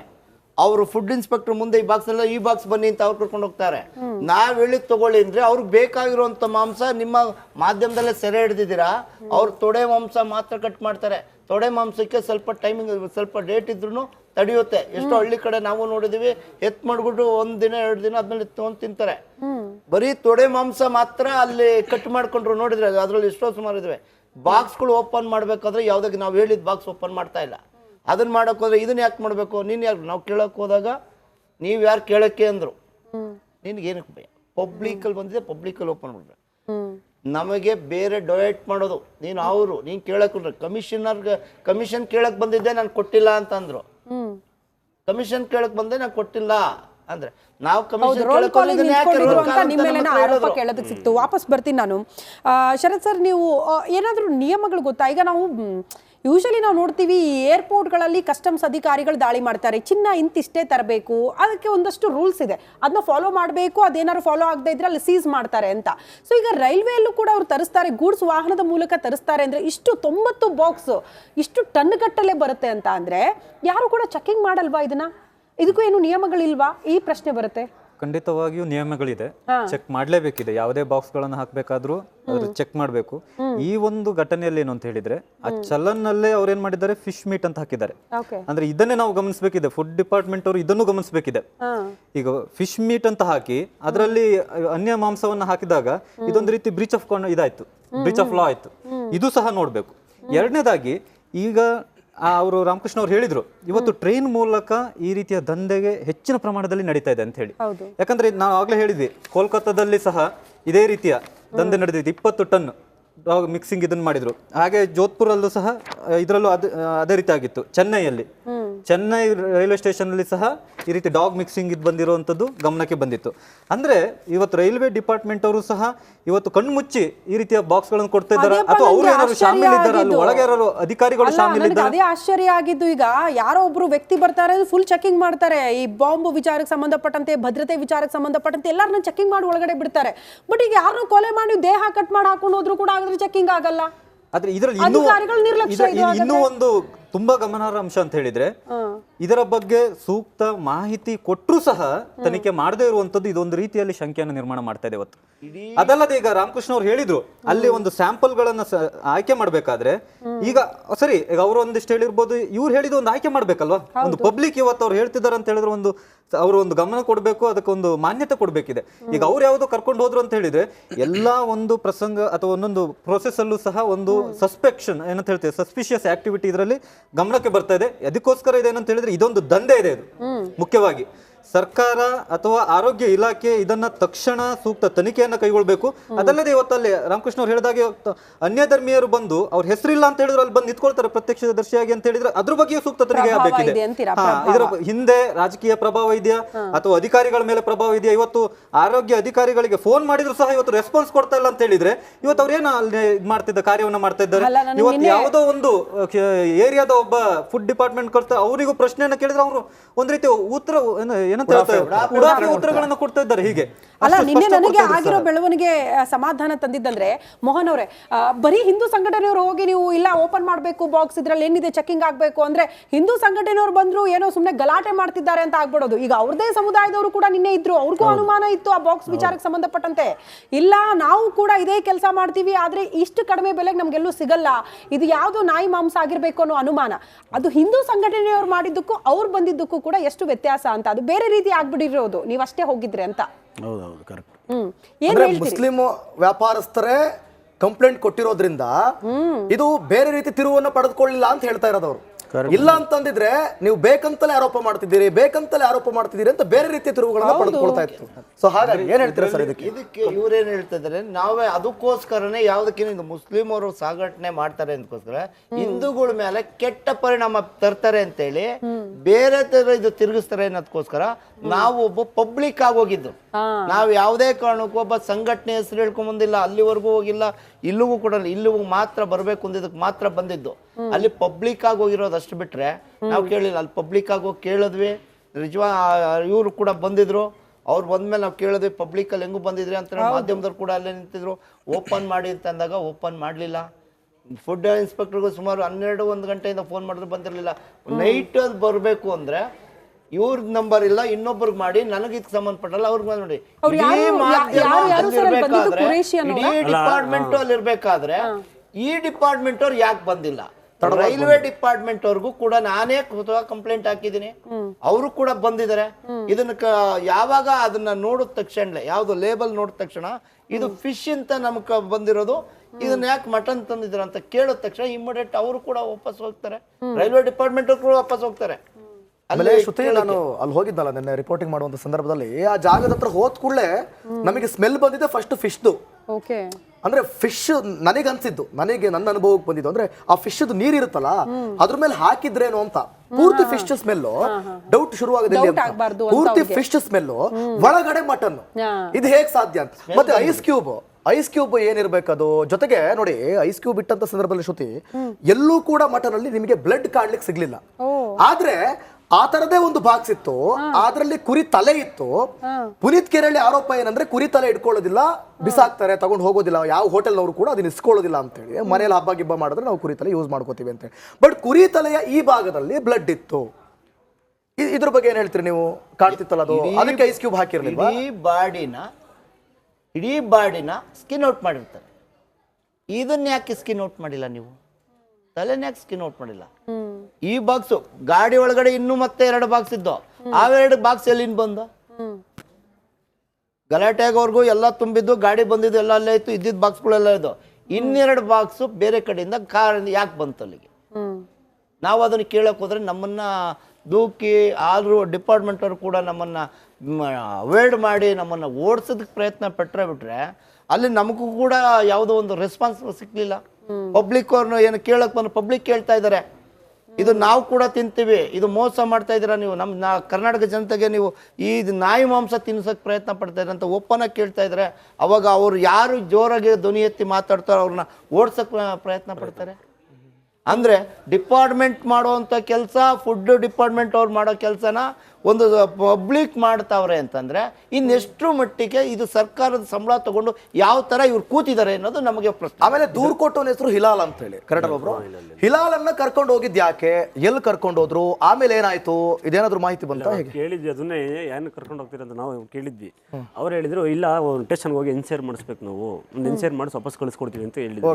ಬಟ್ ನಾನು ಅದ್ರಲ್ಲಿ ಕ್ವಶನ್ ಮಾಡಿದೆ, ನಾನು ಏನಂತ, ಏನು ಕರ್ಕೊಂಡು ಹೋಗ್ತಾ ಇದ್ದೀರಾ? 3 ಗಂಟೆಗೆ ಫೋನ್ ಮಾಡಿರೋದು ಸರ್, ನಾವು 3 ಗಂಟೆಯಿಂದ ಬಂದಿದ್ದೀರಾ ತಾನೆ, ಇಲ್ಲೇ ಇದ್ರಿ ತಾನೆಲ್ಲ, ಆವಾಗ ಕರ್ಕೊಂಡು ಹೋಗ್ಲಿಲ್ಲ, ಈಗ ಯಾಕೆ ಕರ್ಕೊಂಡು ಹೋಗ್ತಾ ಇದ್ದೀರಾ? 3 ಗಂಟೆಯಿಂದ ಕರ್ಕೊಂಡು ಹೋಗ್ಲಿಲ್ಲ ಅವನ್ನ, ಇವಾಗ ಯಾಕೆ ಕರ್ಕೊಂಡು ಹೋಗ್ತಾ ಇದ್ದೀರಲ್ಲ? ಅಲ್ಲ, ಈಗ ಅಪ್ಪುಗೌಡ ಅವರು ಹೇಳಿ ಈಗ 6 ತಿಂಗಳಿಂದ ಎಲ್ಲ ನಾವು ಕಂಪ್ಲೇಂಟ್ ಕೊಡ್ತಾ ಇದ್ವಿ ಅಂತೆಲ್ಲ ಹೇಳೋದು. ಕುರೇಶಿ ಅನ್ನೋರು ಯಾರೋ ಬಂದು ಹೇಳ್ತಾ ಇದ್ರು 6 ತಿಂಗಳಿಂದ ನಾವೆಲ್ಲರ ಡಿಪಾರ್ಟ್ಮೆಂಟ್ಗೂ ಕೂಡ ಗಮನಕ್ಕೆ ತಂದಿದ್ವಿ, ಯಾರೊಬ್ರು ಬರಲಿಲ್ಲ. 6 ತಿಂಗಳಿಂದ ಅಟ್ಲೀಸ್ಟ್ ಇಷ್ಟು ಕಂಪ್ಲೇಂಟ್ಗಳು ಬರ್ತಿದೆ ಅಂತ ಒಂದು ಕಿಂಚಿತ್ತು ಅನುಮಾನನೂ ಬರಲಿಲ್ವಾ ಯಾವ ಅಧಿಕಾರಿಗಳಿಗೂ ಕೂಡ? 6 ತಿಂಗಳಿಂದ ಇವರು ಕಂಪ್ಲೇಂಟ್ ಮಾಡಿ ರೆಸ್ಪಾನ್ಸ್ ಬರ್ದಲೇ ಇದ್ದಿದ್ದಕ್ಕೆ ನಮ್ಮನ್ನ ಮೀಟ್ ಮಾಡ್ಲಿಕ್ಕೆ ಬಂದಿದ್ದವರು. ಅಲ್ಲೆಲ್ಲೂ ಯಾವುದೇ ಅಧಿಕಾರಿಗಳು ಬಂದು ಇಷ್ಟು ಓಪನ್ ಆಗಿ ಮಾಡ್ತಾ ಇದ್ದಾರೆ, ಯಾರಿಗೂ ಕಣ್ಣು ಕಾಣಿಸ್ತಾ ಇಲ್ಲ ಅಂತ ಫುಡ್ ಇನ್ಸ್ಪೆಕ್ಟರ್ಗೂ ಹೇಳಿದೀವಿ, ಅಲ್ಲೂ ಲೆಟರ್ ಕೊಟ್ಟಿದ್ವಿ. ದಿನೇಶ್ ಗುಂಡೂರಾವ್ ಅವ್ರಿಗೂ ಕೂಡ ನಾವು ಕೊಟ್ಟಿದ್ದೀವಿ. ಆಹಾರ ಸಚಿವರು ತಾನೆ ಅವರು, ಅವ್ರ ಗಮನಕ್ಕೆ ತಂದ್ರು ಯಾಕೆ ಕಾನೂನು ಕ್ರಮ ತಗೊಂತ ಇಲ್ಲ ಅಂತ ಕೇಳಿ ಲೈಸೆನ್ಸ್ ಇದೆ ಅಂತ ಹೇಳ್ಬೋದು. ಲೈಸೆನ್ಸ್ ಇದ್ದು ಮಾತ್ರಕ್ಕೆ ನೀವೆಲ್ಲಾ ನಿಯಮ ಗಾಳಿಗೆ ತೂರ್ತೀನಿ ಅಂದ್ರೆ ಅದು ಒಪ್ಪಲ್ಲ. ಅದೇನಾದ್ರೂ ನಿಯಮಗಳು ಫಾಲೋ ಆಗಿಲ್ಲ, ಪಾಲನೆ ಆಗಿಲ್ಲ ಅಂತ ಆದ್ರೆ, ಮೇಲ್ನೋಟಕ್ಕೆ ನಿನ್ನೆ ಅಲ್ಲಿ ಆಹಾರ ಇಲಾಖೆ ಅಧಿಕಾರಿಗಳು ಬಂದಂತ ಸಂದರ್ಭದಲ್ಲಿ ಹೇಳಿದ್ರು, ಮೇಲ್ನೋಟಕ್ಕೆ ತತ್ಕ್ಷಣಕ್ಕೆ ನಾನು ಹೇಳ್ಬೇಕು ಅಂದ್ರೆ ಹೈಜೆನಿಕ್ ಕಡಿಮೆ ಇದೆ, ಗುಣಮಟ್ಟ ಗಮನಿಸಿದ್ರೆ ಕಡಿಮೆ ಇದೆ ಅಂತ ಅನಿಸ್ತಾ ಇದೆ. ಇದನ್ನ ಸರಬರಾಜು ಮಾಡಿರೋ ರೀತಿಯಲ್ಲೂ ಕೂಡ ಒಂದಷ್ಟು ಸಮಸ್ಯೆಗಳಾಗಿದೆ ಅನ್ನುವಂತಹ ವಿಚಾರ. ಅಲ್ಲಿಗೆ ಪ್ರಾಥಮಿಕವಾಗಿ ಪಾಲನೆ ಮಾಡಬೇಕಾದಂತಹ ನಿಯಮಗಳನ್ನ ಗಾಳಿಗೆ ತೂರಿದ್ದಾರೆ ಅಬ್ದುಲ್ ರಜಾಕ್ ಅನ್ನೋದು ಗಂಭೀರ ಆರೋಪ. ನೋಡಿ, ಈಗ ಮೇಲ್ನೋಟಕ್ಕೆ ನಿಮ್ಮ ಅನುಭವ ಏನು ಅಂತ ಅಧಿಕಾರಿನ ಕೇಳಿದಾಗ ಅವರು ಹೈಜೆನಿಕ್ ಕಡಿಮೆ ಇದೆ, ಶುದ್ಧತೆ ಕಡಿಮೆ ಇದೆ ಅಂತ ಹೇಳಿದ್ರು. ಸೊ ಅವಾಗ ಏನ್ ಮಾಡ್ಬೇಕಿತ್ತು, ಇಡೀ ಸಂಪೂರ್ಣವಾದ 90 ಬಾಕ್ಸ್ ಗಳನ್ನ ಸೀಸ್ ಮಾಡ್ಬೇಕಿತ್ತು. ಆದ್ರೆ ಅವರು ಮಾಡ್ಲಿಲ್ಲ, ಕೇವಲ ಸ್ವಲ್ಪ ಮಟನ್ ಅನ್ನ ತೆಗೆದುಕೊಂಡು ಲ್ಯಾಬ್ಗೆ ತಗೊಂಡು ಹೋದ್ರು. ಆದ್ರೆ ಆಮೇಲೆ ಬಂದಿದ್ದು DCP ಚಂದನ್ ಬಂದ್ರು, ಆಲ್ರೆಡಿ 3 ಲೋಡ್ ಹೋಗಿತ್ತು, ಮತ್ತೆ ವಾಪಸ್ ಇರಿಸಿದ್ರು, ಕೋಲ್ಡ್ ಸ್ಟೋರೇಜ್ ತಗೊಂಡು ಹೋದ್ರು. ಸೊ ಕೋಲ್ಡ್ ಸ್ಟೋರೇಜ್ ತಗೊಂಡು ಹೋಗಿ ಈಗ ಅದನ್ನು ವಶಪಡಿಸಿಕೊಂಡಿದ್ ಲೆಕ್ಕ ಆಗಿದೆ. ಸೊ ಈಗ ಪ್ರಶ್ನೆ ಏನಪ್ಪಾ ಅಂತಂದ್ರೆ, ಈ ಅಧಿಕಾರಿಗಳ ಮೇಲೆ 14 ದಿನದ ರಿಪೋರ್ಟ್ ಮೇಲೆ ನಂಬಿಕೆ ಇದೆಯಾ? ಇದ್ರಲ್ಲಿ ಏನು ಅಂತ ಹೇಳಿದ್ರೆ ನಮಗೂ ಅದೇ ಪ್ರಶ್ನೆ ಬರುವಂತದ್ದು ಸಾಮಾನ್ಯವಾಗಿ. ಇವತ್ತು ಇಷ್ಟು ಒಂದು ದೊಡ್ಡ ಮಟ್ಟ, ಸುಮಾರು 2,500 ಟನ್ ಸರ್, ಅದು 2,500 ಟನ್ ಪ್ರತಿ 2 ದಿನಕ್ಕೆ ಒಮ್ಮೆ ಬರುವಂತದ್ದು. 6,500 ಅಂತ ಹೇಳಿದ್ರೆ 6,500 ಟನ್ ಅಷ್ಟು ಮಾಂಸ 12 ವರ್ಷಗಳಿಂದ 2 ದಿನಕ್ಕೊಮ್ಮೆ ಬರ್ತಾ ಇದೆ. ಹೀಗೆ ಇದಲ್ಲದೆ ಇಷ್ಟು ಒಂದು ಇವತ್ತೆಲ್ಲ ಟಿವಿ ಮಾಧ್ಯಮದ ಮುಂದೆ ಎಕ್ಸ್ಪೋಸ್ ಆಗಿದೆ. ಹೀಗೆ ಅಂತ ಸಂದರ್ಭದಲ್ಲಿ ಸಹ ಇವತ್ತು ಆರೋಗ್ಯ ಇಲಾಖೆಯವರು ಹೇಳ್ತಾರೆ 14 ದಿನಗಳ ಸಮಯ ಬೇಕು ಅಂತ ಹೇಳಿ. ಖಂಡಿತ ಇದು ಅವಶ್ಯಕತೆ ಇದೆಯಾ? ಇಷ್ಟು ಒಂದು ಸಮಾಜದಿಂದ ಇಷ್ಟು ಒಂದು ಪ್ರೆಷರ್ ಬೀಳ್ತಾ ಇದೆ, ಈಗ ತಕ್ಷಣ ಅದನ್ನ ಎನ್ಕ್ವೈರಿ ಮಾಡ್ಬೋದಲ್ಲ, 1-2 ದಿನದಲ್ಲಿ ಚೆಕ್ ಮಾಡ್ಬೋದಲ್ಲ. ಇವತ್ತು ಇಷ್ಟು ನಮ್ಮ ಹತ್ರ ಟೆಕ್ನಾಲಜಿ ಇರ್ಬೇಕಾದ್ರೆ ಅದನ್ನ ಚೆಕ್ ಮಾಡ್ಲಿಕ್ಕೆ ಆಗುದಿಲ್ವಾ? ಇದನ್ನು ಸಹ ನಾವು ಇವತ್ತು ಪ್ರಶ್ನೆನ ಮಾಡಬೇಕು. ಇದರ ಮೂಲಕನೂ ಸಹ ಒಂದು ಗಮನಕ್ಕೆ ಬರೋದು ಅಂತ ಹೇಳಿದ್ರೆ, ಇವತ್ತು ಆರೋಗ್ಯ ಇಲಾಖೆಯವರು ಸಹ ಒಂದು ಕಡೆ ಈ ದಂಧೆಗೆ ಏನಾದ್ರೂ ಅವರು ಪೂರಕ ಇದನ್ನ ಮಾಡ್ತಿದ್ದಾರಾ ಗಮನಿಸಬೇಕು. ಯಾಕಂದ್ರೆ ರಾಜ್ಯದಲ್ಲಿ ನಾವು ಈ ಕಲರ್ ಬೆರೆಸಿ ನಾವು ಪಾನಿಪುರಿ ಮಾಡ್ತೀವಿ, ಗೋಬಿ ಮಾಡ್ತೀವಿ ಅನ್ನೋ ಕಾರಣಕ್ಕೆ ಅದನ್ನ ಬ್ಯಾನ್ ಮಾಡ್ಬಿಟ್ರು. ಅದರಿಂದ ಕ್ಯಾನ್ಸರ್ ಇದೆ, ಆರೋಗ್ಯದ ಮೇಲೆ ಪರಿಣಾಮ ಬೀರ್ತಾ ಇದೆ ಅಂತ. ಅದು ಗುಡ್ ಅಂದ್ರೆ ಒಳ್ಳೆ ನಿರ್ಧಾರ ಅಂತ ನಾವೆಲ್ಲ ಹೇಳಿದ್ವಿ. ಬಟ್ ಇಷ್ಟೆಲ್ಲ ಆರೋಪಗಳು, ಇಷ್ಟೆಲ್ಲ ಅನುಮಾನ, ಟನ್ ಗಟ್ಟಲೆ ಮಾಂಸ ಬರುತ್ತೆ, ಅದು ಯಾವುದೋ ಮಾಂಸ ಅನ್ನುವಂತ ಅನುಮಾನ, ತಕ್ಷಣಕ್ಕೆ ರಿಪೋರ್ಟ್ ಕೊಡಬೇಕು ಅನ್ನೋಂತ ನಿಮ್ಮ ಒತ್ತಡ. ಖಂಡಿತ. ಈಗ ನೋಡಿ, ಆ ಗೋಬಿ ಮಂಚೂರಿ ಇದು ಸಂದರ್ಭದಲ್ಲಿ ಸಣ್ಣ ಸಣ್ಣ ವ್ಯಾಪಾರಿಗಳ ಮೇಲೆ ಒಂದು ತಕ್ಷಣ ಸ್ವಯಂ ಪ್ರೇರಿತವಾಗಿ ಸಹ ಕೇಸನ್ನು ಹಾಕೊಂಡು ಇವತ್ತು ಅವ್ರ ಮೇಲೆ ತನಿಖೆಯನ್ನು ಮಾಡಿದ್ದಾರೆ, ಅವರನ್ನ ಮುಟ್ಟುಗೋಲು ಹಾಕೊಂಡಿದ್ದಾರೆ. ಇಷ್ಟು ದೊಡ್ಡ ಒಂದು ನಡೆದಿದೆ ದಂಧೆ, ಇದರ ಬಗ್ಗೆ ಇವತ್ತು ತನಿಖೆ ಮಾಡ್ತಾ ಇಲ್ಲ ಅಂತ ಹೇಳಿದ್ರೆ ಅದ್ರ ಬಗ್ಗೆ ಒಂದು ಏನಂತ ಹೇಳ್ತಾರೆ, ಅವರೇ ಸ್ವಯಂ ಪ್ರೇರಿತರಾಗಿ ಬರ್ಬೇಕು. ಅದರಲ್ಲಿ ಮುಖ್ಯವಾಗಿ ಇಷ್ಟೆಲ್ಲ ಪಬ್ಲಿಕ್ ಇಂದ ಇದು ಬರ್ತಾ ಇದೆ.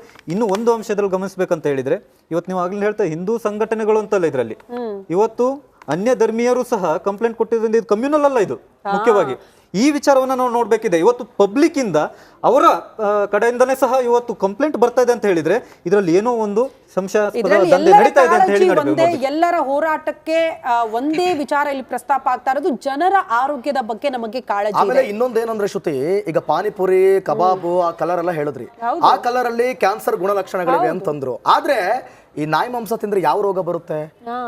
ರೋಗ ಬರಲ್ಲ, ಅದು ಗೊತ್ತಾಗಲ್ಲ ಗುಂಪಲ್ ಗೋವಿಂದ. ಆದ್ರೆ ಈ ಅಶುದ್ಧವಾದಂತ ಮಾಂಸ ತಿಂದ್ರೆ ಆಗ ಆರೋಗ್ಯಕ್ಕೆ ಎಫೆಕ್ಟ್ ಆಗೋದು. ಯಾರಿಗೆ ಗೊತ್ತಾಗುತ್ತದು? ಅಶುದ್ಧವಾಗಿ ತಿಂದುವ ನಾವು ತಿನ್ನುವಾಗೆಲ್ಲ ಬಿಸಿ ಬಿಸಿ ಬಿಸಿ ಬಿಸಿ ಮಾಂಸ ಚೆನ್ನಾಗಿ ತಿಂದ್ಬಿಡ್ತೀವಿ.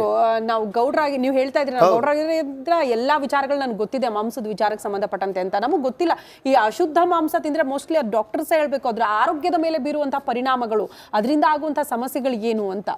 ಅದು ಸುಮಾರು ಸಮಸ್ಯೆಗಳಾಗ್ತವೆ. ಯಾಕೆ ಅಂದ್ರೆ ಅದು ಹೇಗೆ ಅಂದ್ರೆ ಅದು ಸ್ಮೆಲ್ ಬಂತು ಅಂದ್ರೆ ಕ್ಯಾನ್ಸರ್ ಕೂಡ ಆಗೋದು ಮಾಡ್ಕೋಗುತ್ತೆ. ಬಾಡಿ ಸ್ಮೆಲ್ ಬಂತು ಅಂತಂದ್ರೆ ಕಂಪ್ಲೀಟ್ ಕ್ಯಾನ್ಸರ್ ಆಗಲ್ದ್ರೆ ಫುಡ್ ಪಾಯ್ಸನ್ ಆಗ್ಬೋದು, ಇನ್ನು ಹಲವಾರು ಸಮಸ್ಯೆಗಳು ಆಗೋದು ಚಾನ್ಸಸ್ ತುಂಬಾನೇ ಇರುತ್ತೆ. ಅದ್ರ ಜೊತೆಲಿ ಈಗ 5 ಸ್ಟಾರ್ ಹೋಟ್ಲಲ್ಲಿ 1 ಟೈಮ್ ತಿನ್ಕೊಂಬಂದಾಗ ಅವ್ನ ಮನುಷ್ಯಂಗೆ ಗೊತ್ತಾಗಿರೋದಿಲ್ಲ. 1 ಟೈಮ್ 2 ಟೈಮ್ 3 ಟೈಮ್ಸ್ ಯಾವಾಗ ತಿಂದಾಗ ಅವ್ನಿಗೆ ಆರೋಗ್ಯ ಪರಿಣಾಮ ಬೀರಿದಾಗ ಗೊತ್ತಾಗುತ್ತೆ. ಇನ್ನೊಂದು ಇನ್ ಮತ್ತೆ ಇದನ್ನ ನಾವು ಕೇಳಕ್ ಹೋದಾಗ ನೀನ್ ಯಾರು ಕೇಳಕ್ಕೆ ಅಂತ ಅಬ್ದುಲ್ ರಜಾಕ್ ಕೇಳ್ತಾರೆ. ನೀವ್ ಯಾರು ಅಂದ್ರೆ ಆ ಪಬ್ಲಿಕ್ ಹೋಗಿ ನಾವು ಕೇಳ್ತಾ ಇದೀವಿ ಅಂದ್ರೆ ಪಬ್ಲಿಕ್ಗೆ ನೀನು ಈ ತರ ನಾಯಿ ಮಾಂಸ ಆಗ್ಬೋದು, ಈ ತರ ಕೆಟ್ಟ ಯಾವುದೇ ಒಂದು ಸರ್ಟಿಫಿಕೇಟ್ ಇಲ್ದಲ್ಲೇ ಇರೋದು ಮತ್ತೆ ಅದು ತಿನ್ನಕ್ಕೆ ಯೋಗ್ಯ ಇರುವಂಥದ್ದನ್ನ ಪಬ್ಲಿಕ್ ತಿನ್ನಿಸ್ತಾ ಇದೆಯಲ್ಲ, ಅಂದ್ರೆ ನಾವು ಕೇಳೋದು ತಪ್ಪಾಗಿದ್ರೆ ಅಂದ್ರೆ ನಾವ್ಯಾರು ಕೇಳೋದಕ್ಕೆ ಅಂತಂದ್ರೆ ಅವನ್ ಏನ್ ಕೊಟ್ಟರು ನಾವು ತಿನ್ಬೇಕು. ಹಂಗಂದ್ರೆ ನನಗೆ ಡೌಟ್ ಬಂದಿದ್ದಪ್ಪ, ದೊಡ್ಡ ದೊಡ್ಡ ಹೋಟೆಲ್ಗಳಿಗೆಲ್ಲ ಹೋಗ್ತಾರೆ, ಅಲ್ಲಿ ಸರ್ಟಿಫೈಡ್ ಮಾಂಸ ಮಾರಾಟ ಮಾಡಲಾಗುತ್ತೆ. ಸರ್ಟಿಫೈಡ್ ಅಂದ್ರೆ ಆರೋಗ್ಯ ಇಲಾಖೆಯಿಂದ ಪರಿಶೀಲನೆ ಆಗಿ ಒಂದು ಸರ್ಟಿಫಿಕೇಟ್ ಕೊಟ್ಟಿದ್ದಾರೆ, ಇಲ್ಲಿ ತಿಂದ್ರೆ ಸುರಕ್ಷಿತ ಅಂತ ನಾವು ಭಾವಿಸಿದ್ವಿ. ಬಟ್ ಒಳಗಡೆ ನಡೆಯೋದೇ ಬೇರೆನಾ ಅನ್ನುವಂತ ಅನುಮಾನ ಹುಟ್ಟು ಹಾಕೋ ರೀತಿಯಲ್ಲಿ ಇದಕ್ಕೋಸ್ಕರ ನಾವು ಒಂದು ಇಲ್ಲಿಷ್ಟು ದಿನದವರೆಗೂ ನಾವು ಕಾಯ್ದಿದ್ದೋ ಒಂದು ದೊಡ್ಡ ಹೋಟೆಲ್ ಹೆಸರು ನಾವು ಕೊಡ್ತೀವಿ, ಒಂದು ಸರ್ವ ಬಂದು ಕೈ ಕಟ್ಟಿ ನಮ್ಮ ಮುಂದೆ ನಿಲ್ತಾರೆ. ಏನು ಇದು ಅಂತ ತೋರಿಸಿದಾಗ ಒಬ್ಬ ವ್ಯಕ್ತಿ ಬಂದು ತೋರಿಸ್ತಾರೆ, ಇದು ಏನು ಇದು ಅಂತ ಬಂದಾಗ ಸೈಲೆಂಟ್ ಆಗಿ ಬಂದು ಕೈ ಕಟ್ಟಿ ನಿಲ್ತಾರೆ. ಯಾಕೆ ಅಲ್ಲಿ ತಪ್ಪು ಅಂತ ಕಾಣಿಸ್ತಾ ಇದೆ, ಅದ್ರ ಕೂಡ ವಿಡಿಯೋ ಕೊಡ್ತೀವಿ ನಾವು. ಅದನ್ನ ಇದೇ ನಿಮ್ಮ ಒಂದು ಮಾಧ್ಯಮದವ್ರಿಗೆ ನಾವು ಕೊಡ್ತೀವಿ. ಇದು ಕಂಪ್ಲೀಟ್ ಆಗಿ ಬಣ್ಣ ಬಯಲಾಗಬೇಕು. ಇದು ಎಷ್ಟು ಜನ ಅಧಿಕಾರಿಗಳು ಇದ್ದಾರೋ ಬೀದಿಗೆ ಬರಬೇಕು. ಆಮೇಲೆ ಬಹಳ ಆತಂಕ ಕಾಡ್ತಾ ಇರೋದು ಶರತ್ ಅವರೇ, ನೋಡಿ ದೊಡ್ಡ ದೊಡ್ಡ ಹೋಟೆಲ್ಗಳಲ್ಲಿ ತಿಂತಾರೆ, ದೊಡ್ಡ ದೊಡ್ಡವರು ದುಡ್ಡಿದೆ, ಆರೋಗ್ಯ ತಪ್ಪಿದ್ರೆ ಮತ್ತೆ ಸರಿಪಡಿಸ್ಕೊಳ್ತಾರೆ. ನನ್ನ ಪ್ರಶ್ನೆ ಏನು ಗೊತ್ತಾ, ಇದೇನಾದರೂ ಫುಟ್ಪಾತ್ ಹೋಟೆಲ್ಗಳಿಗೂ ಕೂಡ ಹೋಗ್ತಾ ಇದೆಯಾ ಹೇಗೆ ಅಂತ. ಯಾಕೆ ಅಂತಂದ್ರೆ ಫುಟ್ಪಾತ್ನಲ್ಲಿ ತಿನ್ನುವಂಥದ್ದು ಮಧ್ಯಮ ವರ್ಗದ ಜನರು, ಬಡವರು, ಏನೋ ಕಮ್ಮಿ ರೇಟ್ಗೆ ಒಂದಿಷ್ಟು ಅಮೌಂಟಲ್ಲಿ ಒಂದಿಷ್ಟು ಬಜೆಟಲ್ಲಿ ನಾವು ಊಟ ಮಾಡ್ತೀವಿ ಅಂತ ಹೇಳಿ. ಮತ್ತೆ ಕೆಲಸಕ್ಕೆ ಹೋಗೋರು ಯಾವಾಗಲೂ ಸ್ವತಃ ನಾನೇ ಕೂಡ ಊಟ ಮಾಡ್ತೀವಿ, ಊಟ ಪ್ರತಿದಿನ ಮಾಡ್ತೀವಿ.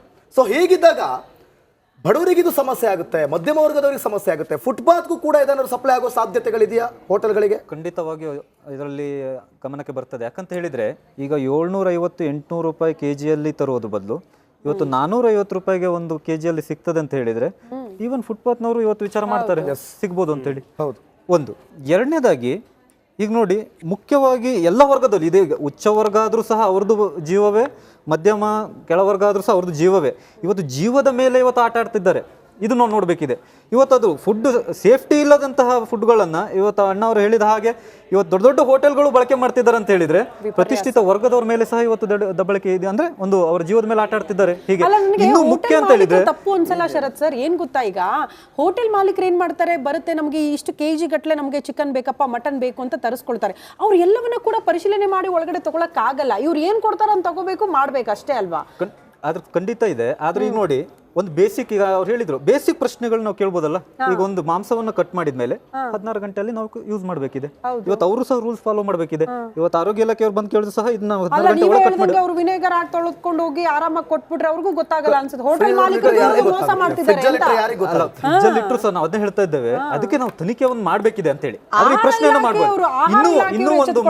ಇನ್ನೂ ಒಂದು ಮುಖ್ಯ ಅಂತ ಹೇಳಿದ್ರೆ, ಇವತ್ತು ಅನೇಕ ಅನ್ಯ ಧರ್ಮೀಯರು ಟಿವಿ ಚಾನಲ್ ಡಿಬೇಟ್ ಅಲ್ಲೂ ಬಂದು ಸಹ ನಮ್ದು ಹಲಾಲ್ ಸರ್ಟಿಫೈಡ್ ಮೀಟ್ ಇವತ್ತು ಪರಿಶುದ್ಧ ಅಂತ ಹೇಳ್ತಾ ಇದ್ರು.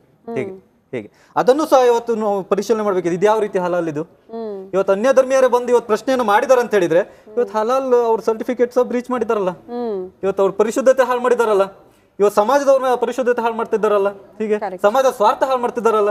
ಆರೋಗ್ಯ ಇಲಾಖೆ ತಕ್ಷಣ ಈ ಒಂದು ಘಟನೆಯನ್ನು ಗಂಭೀರವಾಗಿ ಪರಿಗಣಿಸಬೇಕು. ಈಗ ಕೇವಲ 4 ಬಾಕ್ಸ್ ಅಲ್ಲ, 90 ಬಾಕ್ಸ್ಗಳನ್ನು ತೆಗೆದುಕೊಂಡು ಹೋಗಿ ಅದರ ಸ್ಯಾಂಪಲ್ ಅನ್ನು ತೆಗೆದುಕೊಂಡು ಸೂಕ್ತ ತನಿಖೆಯನ್ನು ಮಾಡಬೇಕು. 14 ದಿನ ಅಲ್ಲ, ಕೇವಲ ಒಂದು 2-3 ದಿನದಲ್ಲಿ ಇದಕ್ಕೆ ಒಂದು ನಿರ್ಣಯವನ್ನು ಕೊಡಬೇಕು ಅಂತ ಹೇಳಿ ನಾವು ಇವತ್ತು ಸಮಾಜದ ಪರವಾಗಿ ಅಲ್ಲ. ಓಕೆ, 2-3 ದಿನದಲ್ಲೇ ನಿರ್ಣಯ ಕೊಡಬೇಕು. ಓಕೆ, ನಿಮಗನ್ಸುತ್ತಾ ಅವರು ಮಾಂಸವನ್ನು ಲ್ಯಾಬ್ಗೆ ತೆಗೆದುಕೊಂಡು ಹೋಗಿರೋದು ಅದ್ರ ಬಗ್ಗೆ? ಅಂದ್ರೆ ಮೇಲ್ನೋಟಕ್ಕೆ ನಾವು ನೋಡಿದ್ರೆ ಇವತ್ತು ಇಲಾಖೆಯವರ ಈಗಿನ ಏನು ಅವರ ಚಟುವಟಿಕೆ ನೋಡಿದ್ರೆ 6 ತಿಂಗಳ ಹಿಂದೆ ಕೊಟ್ಟ ಕಂಪ್ಲೇಂಟ್ ಅನ್ನೇ ಅವ್ರು ಇಷ್ಟು ಲೇಟ್ ಆಗಿ ಇವತ್ತು ಎನ್ಕ್ವೈರಿ ಮಾಡ್ತಿದ್ದಾರೆ. ಅಲ್ಲಿ ಹೋಗಿ ಸ್ಪಾಟ್ ಅಲ್ಲಿ ನಿಂತು ಫೋನ್ ಮಾಡಿದಾಗೂ ಸಹ ಅವರು ಬರ್ಲಿಲ್ಲ. ಮತ್ತೆ ಅಲ್ಲಿ ಯಾರು ರೈಲ್ವೆ ಇಲಾಖೆ ಅಧಿಕಾರಿಗಳು ಫೋನ್ ಮಾಡಿದ ನಂತರ ಬಂದಿದ್ದಾರೆ ಅಂತ ಹೇಳಿದ್ರೆ ಈಗ ತೆಗೆದುಕೊಂಡು ಹೋಗಿರೋ ಸ್ಯಾಂಪಲ್ ಸಹ ಎಲ್ಲಿ ಹೋಗಿದೆ ಏನು ಗೊತ್ತಿಲ್ಲ. ಇನ್ನು ಅದ್ರದ್ದು ಯಾವ ಸ್ಯಾಂಪಲ್ ಚೆಕ್ ಮಾಡ್ತಿದ್ರು ಅದು ಗೊತ್ತಿಲ್ಲ. ಈಗ ಅಣ್ಣ ಹೇಳಿದ ಹಾಗೆ ನಾವು ಕೂಡ ಸ್ಪಾಟ್ ಅಲ್ಲಿ ಹೇಳಿದ್ವಿ, ಈಗಿನ ಟೆಕ್ನಾಲಜಿ ದೊಡ್ಡದಿದೆ, ತುಂಬಾ ಚೆನ್ನಾಗಿದೆ. ಪಬ್ಲಿಕ್ ಅಲ್ಲೇ ಇದಾರೆ, ಪಬ್ಲಿಕ್ ಅಲ್ಲೇ ನೀವು ಲ್ಯಾಬ್ ಏನಿದೆಯೋ ಅದ್ ಮಾಡಿ ಚೆಕ್ ಮಾಡಿ, ಪಬ್ಲಿಕ್ ಗೊತ್ತಾಗ್ಲಿ. ಇಲ್ಲ ನಮ್ಮಲ್ಲೇ ತಪ್ಪಿದ್ರೆ ಅದೇನಿದೆಯೋ ನಾವು ಕಟ್ಕೊಡ್ತೀವಿ ಅಂತ ಓಪನ್ ಆಗಿ ಹೇಳಿದೀವಿ. ಈಗ ಪಬ್ಲಿಕ್ ಅಲ್ಲೇ ಚೆಕ್ ಮಾಡಿದ್ರೆ ಇದಾಗಿರೋದು. ಆದ್ರೆ ನಮಗಂತೂ ಈ ಲ್ಯಾಬಲ್ ತಗೊಂಡೋಗಿರೋದ್ಮೇಲೆ ನಂಬಿಕೆ ನಮಗಂತೂ ಸಂಪೂರ್ಣವಾಗಿ ಯಾಕೆಂದ್ರೆ ಅಬ್ದುಲ್ ರಜಾಕ್ ಅವರು ಅವ್ರನ್ನ ನುಕ್ಕೊಂಡು ಹೋಗ್ತಾ ಇದ್ದಾರೆ. ಈಗ ನನಗೊಂದು ಅನುಮಾನ ಬಂದಿದ್ದು, ಈಗ ಪಾಲಿಕೆ ವ್ಯಾಪ್ತಿಯಲ್ಲಿ ಒಂದು ಯಾವುದೋ ಏರಿಯಾ ಸಮಸ್ಯೆಗಳಿದ್ರೆ ನಿಮ್ ಕಾರ್ಪೊರೇಟರ್ನ ಕಾಂಟ್ಯಾಕ್ಟ್ ಮಾಡಿ ಅಪ್ಪ, ಇಲ್ಲ ಪಾಲಿಕೆ ಅಧಿಕಾರಿಗಳು ಇಂತಿಷ್ಟು ವ್ಯಾಪ್ತಿಗೆ ಅವರು ಪದೇ ಬರ್ತಾರೆ, ಚೆಕಿಂಗ್ ಮಾಡ್ತಾರೆ ಅಂತ. ಆ ವ್ಯಾಪ್ತಿಯಲ್ಲಿರುವಂತಹ ಹೋಟೆಲ್ಗೆ ಸಂಬಂಧಪಟ್ಟಂತೆ ಆಹಾರ ಇಲಾಖೆಯವರು ವಾರಕ್ಕೊಮ್ಮೆ ಅಥವಾ 2 ದಿನಕ್ಕೊಮ್ಮೆ, ತಿಂಗಳಿಗೊಮ್ಮೆ ಹೋಗಿ ಚೆಕಿಂಗ್ ಮಾಡಲ್ವಾ? ಹೋಟೆಲ್ಗಳಲ್ಲಿ ಆಹಾರ ಗುಣಮಟ್ಟ ಕಾಪಾಡ್ಕೊಳ್ತಾ ಇದ್ದಾರಲ್ಲ ಹೋಟೆಲ್ನವರು, ಅಥವಾ ಏನಾದ್ರೂ ಕಲುಷಿತ ಆಹಾರ ಪೂರೈಕೆ ಆಗ್ತಾ ಇದೆ, ಅದನ್ನ ಯಾರು ಚೆಕಿಂಗ್ ಮಾಡಲ್ವಾ? ಇಲ್ಲಿ ದೊಡ್ಡ ಮಟ್ಟದಲ್ಲಿ ಟನ್ನೇಜ್ ಲೆಕ್ಕದಲ್ಲಿ ಬರ್ತಾ ಇರೋದನ್ನೇ ಫಿಕ್ಸಿಂಗ್ ಆಗಿದೆ. ಅದರಲ್ಲಿ ನಮ್ಗೆ ಮಾಹಿತಿ ಇರೋದು, ಒಂದು ಬಾಕ್ಸ್ಗೆ 1900 ರೂಪಾಯಿ ಕೊಡ್ತಾರೆ ಅವ್ರಿಗೆ. ಟ್ರೈನ್ಗೆ ಕೊಡೋದು 300 ರೂಪಾಯಿ ಮಾತ್ರ. ಇನ್ನು 1600 ರೂಪಾಯಿ ಇವ್ರಿಗೆಲ್ಲಾರು ಎಷ್ಟು ಜನ ಡಿಪಾರ್ಟ್ಮೆಂಟ್ ಇಷ್ಟು ಜನ ಇದೆಯೋ ಅಷ್ಟು ಜನಕ್ಕೂ ಸೇರ್ತದೆ. 1900 ರೂಪಾಯಿ ಟೋಟಲ್ ಇವ್ರಿಗೆ ಒಂದು ಬಾಕ್ಸ್ ಕೊಟ್ರೆ 300 ರೂಪಾಯಿ ಮಾತ್ರ ಟ್ರೈನ್ ಬಾಕ್ಸ್ ಮಾತ್ರ ಟಿಕೆಟ್ ಆಗೋದು. ಇನ್ನು 1600 ರೂಪಾಯಿ ಇಷ್ಟು ಜನಕ್ಕೂ ಸೇರ್ತದೆ. ಆಲ್ಮೋಸ್ಟ್ ಅಲ್ಲಿ ಶಾಮೀಲಾಗಿದ್ದಾರೆ ಈ ವಿಚಾರದಲ್ಲಿ ಅನ್ನುವಂತ ಅನುಮಾನ ವ್ಯಕ್ತಪಡಿಸಿದ್ದಾರೆ. ಫುಡ್ ಅಧಿಕಾರಿಗಳು ಈ ಬೇಕರಿ ಅಂತ ಜಾಗಕ್ಕೆ, ಸಣ್ಣ ಪುಟ್ಟ ಹೋಟೆಲ್ಗಳಿಗೆ ಅಂತದಕ್ಕೆ ಹೋಗ್ಬಿಟ್ಟು ಧ್ವಂಸ ಮಾಡಿ ದಾಂಧಲೆ ಮಾಡಿ ಬಂದ್ಬಿಡ್ತಾರೆ. ದೊಡ್ಡ ಜಾಗಕ್ಕೆಲ್ಲ ಎಲ್ಲ ಹೋಗ್ತಾರೆ. ಈಗ ಒಂದೇ ಒಂದು ವಿಚಾರ ನಾನು ಪ್ರಸ್ತಾಪ ಮಾಡ್ತೀನಿ, ವಾಪಸ್ ಬರ್ತೀನಿ ಶರತ್ ಸರ್. ಈಗ ದುಡ್ಡು ಮಾಡೋದಕ್ಕೆ ದಯವಿಟ್ಟು ಜನರ ಆರೋಗ್ಯವನ್ನ ಬಲಿ ಕೊಡಬೇಡಿ ಅನ್ನೋಷ್ಟೇ ನಮ್ಮ ಮನವಿ. ಅದು ಯಾವುದೋ ಮಾಂಸ ಗೊತ್ತಿಲ್ಲ, ನಾವು ಈಗಲೇ ಅದಕ್ಕೆ ಕ್ಲಾರಿಟಿ ಕೊಡ್ತಿಲ್ಲ. ಆರೋಗ್ಯ ಇಲಾಖೆನೇ, ಆಹಾರ ಇಲಾಖೆನೇ ಅದಕ್ಕೊಂದು ಕ್ಲಾರಿಟಿ ಕೊಡಬೇಕು. ಲ್ಯಾಬಿಗೆ ತಗೊಂಡು ಹೋಗಿದ್ದೀವಿ, ಅದ್ರ ರಿಪೋರ್ಟ್ ಬರಬೇಕು, 14 ದಿನ ಕಾಯಿರಿ ಅಂತ. 14 ದಿನ ಕಾಯ್ತೀವಿ ಸ್ವಾಮಿ. ದಯವಿಟ್ಟು ಜನರ ಆರೋಗ್ಯದ ಬಗ್ಗೆ ಕಾಳಜಿ ಇಟ್ಕೊಂಡು ನಿಷ್ಪಕ್ಷಪಾತ ಒಂದು ರಿಪೋರ್ಟ್ ಕೊಡಿ ಅನ್ನೋದಷ್ಟೇ ಆಗ್ರಹ, ಜನರ ಆಗ್ರಹ. ಒಂದು ಬ್ರೇಕ್ ತಗೊಳ್ತೀವಿ, ಬ್ರೇಕ್ ತಗೊಂಡು ಬೇಗ ವಾಪಸ್ ಬರ್ತೀವಿ, ಚರ್ಚೆ ಮುಂದುವರಿಸೋಣ.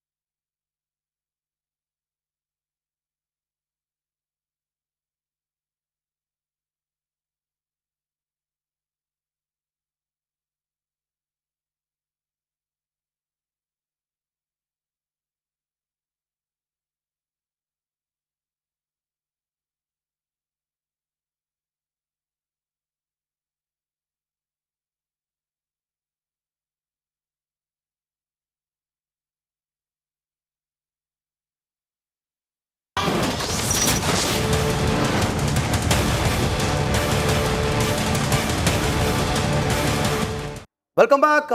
ನೋಡಿ, ಕೇವಲ ನಿನ್ನೆ ನಡೆದಂತಹ ಘಟನೆ ಅಥವಾ ಅಲ್ಲಿನ ಮಾಂಸ ಮಾತ್ರ ಅಲ್ಲ, ರಾಜ್ಯಾದ್ಯಂತ ದೇಶಾದ್ಯಂತ ಎಲ್ಲೆಲ್ಲಿ ಎಷ್ಟೆಷ್ಟು ಇದೇ ರೀತಿ ಸಪ್ಲೈ ಆಗ್ತಾ ಇದೆ.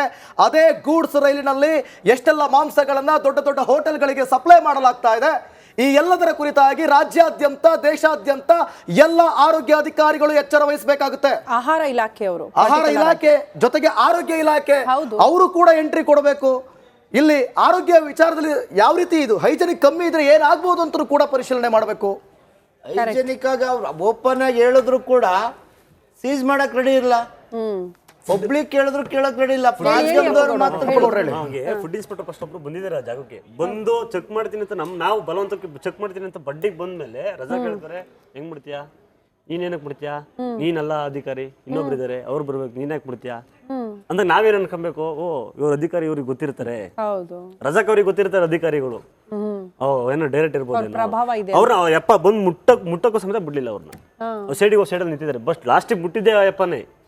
ಯಾರೇ ಬಂದ್ರು ಅಧಿಕಾರಿಗಳು ಬಂದ್ರು ಲಾಸ್ಟಿಗೆ ನಿನ್ನೆ ತಡಬಡಾಯಿಸಿದ್ರು ಅವ್ರು ಏನೋ ಅಧಿಕಾರಿ ಕೂಡ ಅವರು ಆರೋಗ್ಯ ಇಲಾಖೆ ಗವರ್ಮೆಂಟ್ ಅವ್ರು ಹೇಳಿದ್ದು ಒಂದು ಪಾಯಿಂಟ್ ಅಲ್ಲಿ ನೋಡಿದ್ರೆ ನಾವು ಕರೆಕ್ಟ್ ಇದೆ ಪಾಪ. ಮೇಲಧಿಕಾರಿಗಳನ್ನ ಪ್ರಶ್ನೆ ಮಾಡಿ ನಾವು ಸ್ಯಾಂಪಲ್ ತಗೊಂಡು ಹೋಗಿ ಬಂದಿದೀವಿ, ನಮ್ಮನ್ನ ಮುತ್ತಿಗೆ ಹಾಕ್ಬೇಡಿ ನೀವು ಅಂತ. ಓಕೆ, ಅಲ್ಲ ಪಬ್ಲಿಕ್ ಗೆ ಒಂದು ಆನ್ಸರ್ ಕೊಡಬಹುದಿತ್ತು, ಯಾವ ತರ ಪ್ಯಾಕಿಂಗ್ ಆಗಿದೆ ಇದು, ಇಲ್ಲ ಇದು ಸರಿ ಇಲ್ಲ ಅಂತ ಪಬ್ಲಿಕ್ ಇವ್ರು ಕ್ವಶನ್ ಮಾಡ್ತಾರೆ. ಇವರು ನಮ್ಮ ಕಣ್ಣಿನ ಕ್ವಶನ್ ಮಾಡಿದ್ದಾರೆ ಅವರು, ಬಟ್ ಅದು ನೋಡ್ರಿ ವಿಡಿಯೋದಲ್ಲಿ ಅವ್ರು ಆನ್ಸರ್ ಮಾಡಲ್ಲ. ಅವರು ಪಡಿ ಅವ್ರು ಮುಂದೆ ಹೋಗ್ತಾ ಇದ್ದಾರೆ, ಆನ್ಸರ್ ಮೆನ್ಷನ್ ಇದೆ. ಅವ್ರಿಗೆ ಇಡೀ ಮಾಧ್ಯಮ ಕೇಳಕ್ ಹೋಗುತ್ತೆ ಆರೋಗ್ಯ ಅಧಿಕಾರಿಗೆ. ಇವರು ರಜಾಕ್ ಬಂದು ಇಡೀ ಅವ್ರನ್ನ ಸೈಡ್ ತಳ್ಳಿ ಅವ್ರ ಅಡ್ಡ ನಿಂತ್ಕೊಂಡು ಅವ್ರನ್ನ ಕರ್ಕೊಂಡು ಹೋಗ್ತಾರೆ. ದಿವಿತ್ ಎಕ್ಸಾಕ್ಟ್ಲಿ ಏನಾಯ್ತು? ತಡಬಡಸ ಇದಂಗ್ ಕಾಣಿಸ್ತಾ ಇತ್ತ ಅಧಿಕಾರಿ? ಅಲ್ಲ, ನಾವು ಅಧಿಕಾರಿಗಳು ಒಂದೇ ಒಂದು ಪ್ರಶ್ನೆ ಅವ್ರಿಗೆ ಕೇಳಿದ್ದು, ನಿಮ್ಮ ಅನುಭವ, ನಮಗೆ ಬೇರೆ ಏನು ಬೇಡ. ಹೌದು, ನಮಗೆ ಗೊತ್ತಿದೆ ನೀವು ಸ್ಯಾಂಪಲ್ ತಗೊಂಡು ಹೋಗ್ತಾ ಇದ್ದೀರಾ, ನೀವು ಚೆಕ್ ಮಾಡ್ತೀರಾ, 14 ದಿನ ಆದ್ಮೇಲೆ ರಿಪೋರ್ಟ್ ಕೊಡ್ತೀರಾ, ಇದೆಲ್ಲ ಗೊತ್ತಿದೆ. ನಿಮ್ಮ ಅನುಭವ, ನಿಮ್ಮ ಕೆಲಸದ ಅನುಭವ ನೋಡಿದ ಕೂಡಲೇ ಹೇಗಿದೆ, ಏನ್ ಅನಿಸ್ತಾ ಇದೆ ನಿಮಗೆ? ಪ್ಯಾಕಿಂಗ್ ಲೀಗಲ್ ಅನಿಸ್ತಾ ಇದೆಯಾ? ಇದರ ಸ್ಟಾಕ್ ಲೀಗಲ್ ಅನಿಸ್ತಾ ಇದೆಯಾ? ಜೊತೆಗೆ ಮಟನ್ ಲೀಗಲ್ ಅನಿಸ್ತಾ ಇದೆಯಾ? ಶುದ್ಧತೆ ಎದ್ದು ಕಾಣ್ತಾ ಇದೆಯಾ? ಈ ಪ್ರಶ್ನೆಗೆ ಮೌನ. ಜೊತೆಗೆ ಅಬ್ದುಲ್ ರಜಾಕ್ ಅವರನ್ನು ನಾವು ನೇರವಾಗಿ ಪ್ರಶ್ನೆ ಮಾಡ್ತೀವಿ. ಪ್ರಶ್ನೆ ಮಾಡಿದಂತ ಸಂದರ್ಭದಲ್ಲಿ ಅವ್ರು ನಾನು ಟ್ಯಾಕ್ಸ್ ಕಟ್ತೀನಿ, ನಾನು ಬಿಸ್ನೆಸ್ ಮಾಡ್ತೀನಿ, ಬಿಸ್ನೆಸ್ ಎಲ್ಲ ಹೇಳಿದ್ರು. ಆದ್ರೆ ಒಂದೇ ಪ್ರಶ್ನೆ, ಲೇಬಲ್ ಮೀನಿಂದು ಮೀನಲ್ಲಿ, ಲೇಬಲ್ ಮೀನಿಂದು ಮೀನಲ್ಲಿ, ಮೀನಿಲ್ಲ. ಲೇಬಲ್ ಮೇಲೆ ಹೆಸರಿತ್ತು ನೋಡಿದ್ರಾ? ಲೈಸೆನ್ಸ್ ಇದೆ ಅಂತ ಹೇಳಿದ್ರೆ ಲೈಸೆನ್ಸ್ ಏನಕ್ಕಿದೆ? ಕಟ್ ಮಾಡಿ ಸೇಲ್ ಮಾಡ್ಲಿಕ್ಕೆ ಮಾತ್ರ ಇದೆ. ನೀವು ಸರಬರಾಜು ಇನ್ನೊಂದ್ ಕಡೆ ಎಕ್ಸ್ಪೋರ್ಟ್ ಮಾಡ್ಕೊಳ್ಳೋಕ್ಕೂ ಇಲ್ಲ. ಅದಕ್ಕೆ ಬೇರೆ ಲೈಸೆನ್ಸ್ ಇರಬೇಕಲ್ವಾ? ಈಗ ಬೇರೆ ಕಡೆಯಿಂದ ನಾವು ತಗೊಳ್ತೀವಿ ಯಾವುದೇ ಫುಡ್ ಡಿಪಾರ್ಟ್ಮೆಂಟ್ ಅಲ್ಲಿ ನೀವು ಕೂಡ ಕೇಳಬಹುದು, ಅದನ್ನ ಯಾವುದೇ ಕಾರಣಕ್ಕೂ ಕೊಡೋದಿಲ್ಲ. ಓಕೆ, ಅದನ್ನ ಯಾವುದೇ ಕಾರಣಕ್ಕೂ. ಆಮೇಲೆ ನನಗೆ ಇನ್ನೊಂದು ಡೌಟ್ ಇದೆ ಶ್ರುತಿ. ಅಬ್ದುಲ್ ರಜಾಕ್ ಅವರೇ ಹೇಳಿದ್ದು ಲಾಸ್ಟ್ ಮೂಮೆಂಟ್ ಅಲ್ಲಿ, ಆ ಪ್ರಶ್ನೆಗಳ ಮೇಲೆ ಪ್ರಶ್ನೆಗಳು ಏರಿಕೆ ಆದಾಗ, ನಾವ್ ಯಾವ್ದಾದ್ರು ಸ್ಟಿಕ್ಕರ್ ಹಾಕತ್ತೀವಿ, ಯಾವ್ದೋ ಒಂದು ಮಾಂಸನ ಮಾರ್ಕತ್ತೀವಿ, ಯಾವ್ದಾದ್ರು ಸ್ಟಿಕ್ಕರ್ ಹಾಕತ್ತೀವಿ, ಅಂದ್ರೆ ಮೀನಿನ ಸ್ಟಿಕ್ಕರ್ ಹಾಕತ್ತೀವಿ, ಮಾಂಸನ ಮಾರ್ತೀವಿ, ಮೀನಿನ ಸ್ಟಿಕ್ಕರ್ ಹಾಕತ್ತೀವಿ, ಮಟನ್ ಮಾರ್ತೀವಿ, ಮಟನ್ ಸ್ಟಿಕ್ಕರ್ ಹಾಕತ್ತೀವಿ, ಮೀನ್ ಮಾರ್ತೀವಿ, ಅದ್ರಲ್ಲಿ ಏನು ತಪ್ಪಿಲ್ಲ ಅಂತಾರೆ. ಯಾವ ರೀತಿ ಸಮರ್ಥನೆ ಅಂತ ಇದೆ? ಒಂದೇನಂತ ಹೇಳಿದ್ರೆ, ಈ ಕಲಬೆರಿಕೆ ಅನ್ನುವಂಥದ್ದು ಇವತ್ತು ಮಾಂಸದ ಇದರಲ್ಲಿ ನಾವು ನೋಡ್ತಾ ಇದ್ದೇವೆ. ಆದ್ರೆ ಇದು ಎಲ್ಲ ಕ್ಷೇತ್ರದಲ್ಲಿ ಇವತ್ತು ಎಲ್ಲ ಆರೋಗ್ಯ ಈಗ ನೋಡ್ತೇವೆ, ಕಾಳು ಕಡ್ಡಿ ಹಾಲು ಇದು ಎಲ್ಲ ಕಡೆ ಇವತ್ತು ಕಲಬೆರಿಕೆ ನಡೀತಾ ಇದೆ. ಹೀಗೆ ಈ ಕಲಬೆರಿಕೆ ಸಂದರ್ಭದಲ್ಲಿ ನೀವು ಹೋಗಿ ಪ್ರತ್ಯಕ್ಷ ಆರೋಪಿಗೆ ಕೇಳಿದ್ರೆ ಅವನೇನೋ ಕಲಬೆರಿಕೆ ಮಾಡಿತ್ತಂತ ಕೊಡ್ಲಿಕ್ಕೆ ಸಾಧ್ಯ ಇದೆಯಾ? ಇದು ನೋಡ್ಬೇಕು. ಅವರು ಈಗ ಅಣ್ಣವ್ರು ಹೇಳಿದ ಹಾಗೆ ಇವತ್ತು ಅಬ್ದುಲ್ ರಜಾಕ್ ಅವರು ಕೆಲವೊಂದು ಐಡೆಂಟಿಫೈ ಮಾಡಿದ ಬಾಕ್ಸ್ ಕೊಡ್ತಾರೆ ಅಂತ ಹೇಳಿದ್ರೆ, ಇದು ನಾವು ಇವತ್ತು ಎಷ್ಟು ಒಂದು ಸಂಶಯ ಇದೆ. ಯಾರು ಆರೋಪಿ ಹೋಗಿ ಅದನ್ನ ಕೊಡ್ತಾನ, ಅವನು ಒಳ್ಳೇದು ತೋರಿಸೋದವನು. ಹೀಗೆ ಅಂದ್ರೆ ಇದರಲ್ಲಿ ಇವತ್ತು ಆರೋಗ್ಯ ಇಲಾಖೆಯವರು ಇದ್ರ ಬಗ್ಗೆ ಗಮನವನ್ನು ಕೊಡಬೇಕಿದೆ. ಯಾಕಂತ ಹೇಳಿದ್ರೆ ಆಹಾರ ಇಲಾಖೆಯವರು ಸಹ ಇಷ್ಟು ಒಂದು ದೊಡ್ಡ ಪ್ರಮಾಣದಲ್ಲಿ ಅವರು ಹೇಳ್ತಿದ್ದಾರೆ, ಅವರು ಅಧಿಕಾರಿಗಳೇ ಹೇಳ್ತಿದ್ದಾರೆ ಇದು ಒಂದು ಹೈಜಿನಿಕ್ ಇಲ್ಲ ಅಂತ ಹೇಳಿ. ಇನ್ನೂ ದೊಡ್ಡ ಏನು ಪ್ರೂಫ್ ಬೇಕಂತ ಇಲ್ಲ, ಅವರು ಮೇಲ್ನೋಟಕ್ಕೆ ಗಮನಕ್ಕೆ ಬರ್ತದೆ. ಇನ್ನು ತನಿಖೆ ಮಾಡಿದಾಗ ಅದು ಖಂಡಿತವಾಗಿ ಹೈಜಿನಿಕ್ ಇಲ್ಲ ಅಂತ ಹೇಳ್ಬೋದು. ಸಾಮಾನ್ಯದವ್ರು ಹೇಳ್ತಿದ್ದಾರೆ, ಈಗ ರೈತರಾಗಿ ಅವ್ರು ಹೇಳ್ತಿದ್ದಾರೆ. ಎಲ್ಲರೂ ನಾವು ಕಣ್ಣೆದ್ರಿಗೆ ಇಷ್ಟು ಪ್ರೂಫ್ ಇರಬೇಕಾದ್ರೆ ಸರ್ಕಾರ ಸಹ ಇದನ್ನ ತಕ್ಷಣ ಗಂಭೀರವಾಗಿ ಪರಿಗಣಿಸಬೇಕು. ಯಾವುದೇ ಒಂದು ಸ್ಟೇಟ್ಮೆಂಟ್ ಇವತ್ತು ಕೊಡ್ತಾ ಇಲ್ಲ ಇಷ್ಟೊತ್ತಾದ್ರೂ ಸಹ. ಇವತ್ತು ಅಧಿಕಾರಿಗಳು ಅಲ್ಲಿ ಬರ್ಲಿಕ್ಕೆ ಇದು ಮಾಡ್ತಾ ಇಲ್ಲ. ಅಧಿಕಾರಿಗಳಿಗೆ ಏನಾದ್ರೂ ಪ್ರೆಷರ್ ಬಿದ್ದಿದೆಯಾ, ಇದು ಸಹ ನಾವು ನೋಡ್ಬೇಕಿದೆ ಇವತ್ತು. ಹೀಗೆ ಅಂದ್ರೆ ಇದು ಪಬ್ಲಿಕ್ಕಿನ ಒಂದು ಹಿತದೃಷ್ಟಿಯಿಂದ ಏನ್ ಮಾಡ್ಬೇಕಿದೆ, ತಕ್ಷಣ ಈ ಇಲಾಖೆಯವರು ಇವತ್ತು ಯಾರ್ಯಾರು ಇದರಲ್ಲಿ ಶಾಮೀಲಾಗಿದ್ದಾರೆ ಇದ್ರ ಬಗ್ಗೆ ನೋಡ್ಬೇಕು. ಇದೊಂದು ಕಲಬೆರಿಕೆ ಸಂದರ್ಭದಲ್ಲಿ ಇವತ್ತು ಒಂದು ಪ್ರಕರಣ ಗಮನಕ್ಕೆ ಬಂದಿದೆ. ರಾಜ್ಯದಲ್ಲಿ ಅಧಿಕಾರಿಗಳ ಆಕ್ಟಿವ್ ಆಗಿಲ್ಲ ಅಂತ ಆರೋಪ. ಯಾಕಂದ್ರೆ ರಾಜ್ಯದಲ್ಲಿ ಗೋಹತ್ಯೆ ನಿಷೇಧ ಕಾಯ್ದೆ ಜಾರಿಯಲ್ಲಿದ್ರು ಕೂಡ ಅಲ್ಲಲ್ಲಿ ಗೋಹತ್ಯೆ ಆಗುತ್ತೆ, ಅದರ ಸಾಗಾಟ ಆಗುತ್ತೆ. ಖಂಡಿತವಾಗಿದೆ, ಆಕ್ಟಿವ್ ಇಲ್ಲ ಅಂತಾನೆ ಇದರಲ್ಲಿ ಗೊತ್ತಾಗುವಂಥದ್ದು. ಈಗ ನಮ್ಮ ಆ ಕಡೆ ಉತ್ತರ ಕನ್ನಡ ಕಡೆ ಹೋದ್ರೆ ಇವತ್ತು ಯಲ್ಲಾಪುರ ಇದ್ರ ಕಡೆ ಅಲ್ಲಿ ಎಷ್ಟು ಗೋಮಾಂಸದ ಇವತ್ತು ಸಿಗ್ತಾ ಇದೆ. ಹೀಗೆ ಇವತ್ತು ಕಾನೂನು ಇದ್ರೂ ಸಹ ಇವತ್ತು ಗೋಮಾಂಸ ನಡೀತಾ ಇದ್ದಾರೆ. ಅದಲ್ಲದೆ ಒಂದು ಇದರಲ್ಲಿ ಏನು ಅಂತ ಹೇಳಿದ್ರೆ, ಇವತ್ತು ಏನೋ ಈಗ ಅಬ್ದುಲ್ ರಜಾಕ್ ಹೆಸರು ಹೇಳ್ತಾ ಇದ್ದೀರಾ, ಅವರು ಇದ್ದಾರೇನು ಗೊತ್ತಿಲ್ಲ ಅದು. ಆದ್ರೆ ಮುಖ್ಯವಾಗಿ ಇವತ್ತು ಒಂದು ಪ್ರಕರಣ ಗಮನಕ್ಕೆ ಬಂದಿದೆ. ಇಂಥದ್ದು ಎಷ್ಟು ಪ್ರಕರಣಗಳಾಗ್ತಾ ಇರ್ಬೋದು ಇವತ್ತು ರೈಲ್ವೆ ಮೂಲ ಮಾಧ್ಯಮದಿಂದ. ಇವತ್ತು ಇವ್ರು ಹೇಳಿದ್ರು ಈಗ ಇಲ್ಲಿ ಮೈಸೂರು ತನಕ ಹೋಗ್ತದೆ ಅಂತ ಹೇಳಿ. ಇನ್ ಬೇರೆ ಬೇರೆ ಕಡೆ ಈಗ ಚೆನ್ನೈ ಎಲ್ಲ ಕಡೆ ಹೋಗ್ತಾ ಇದಲ್ಲ, ಯಾವ ಹುಬ್ಳಿ ಕಡೆ ಹೋಗ್ತಿರ್ಬೋದು, ಎಲ್ಲಿ ಬೇಕಾದ್ರೂ ಹೋಗ್ತಿರ್ಬೋದಲ್ಲ. ಇದ್ರ ಬಗ್ಗೆ ಯಾರು ನೋಡುವಂಥದ್ದು ಇವತ್ತು? ಇದಕ್ಕೆ ಒಂದು ಸೂಕ್ತ ತನಿಖೆ ಮಾಡಿ ಇದಕ್ಕೆ ಇಲ್ಲೇ ಒಂದು ಫುಲ್ ಸ್ಟಾಪ್ ಹಾಕಿದ್ರೆ ಮುಂಬರುವ ದಿನಗಳಲ್ಲಿ ಇದಕ್ಕೊಂದು ಯೋಗ್ಯ ರೀತಿಯಲ್ಲಿ ಆಹಾರ ಸರಬರಾಜು ಮಾಡ್ಲಿಕ್ಕೆ ಸಾಧ್ಯ ಇದೆ.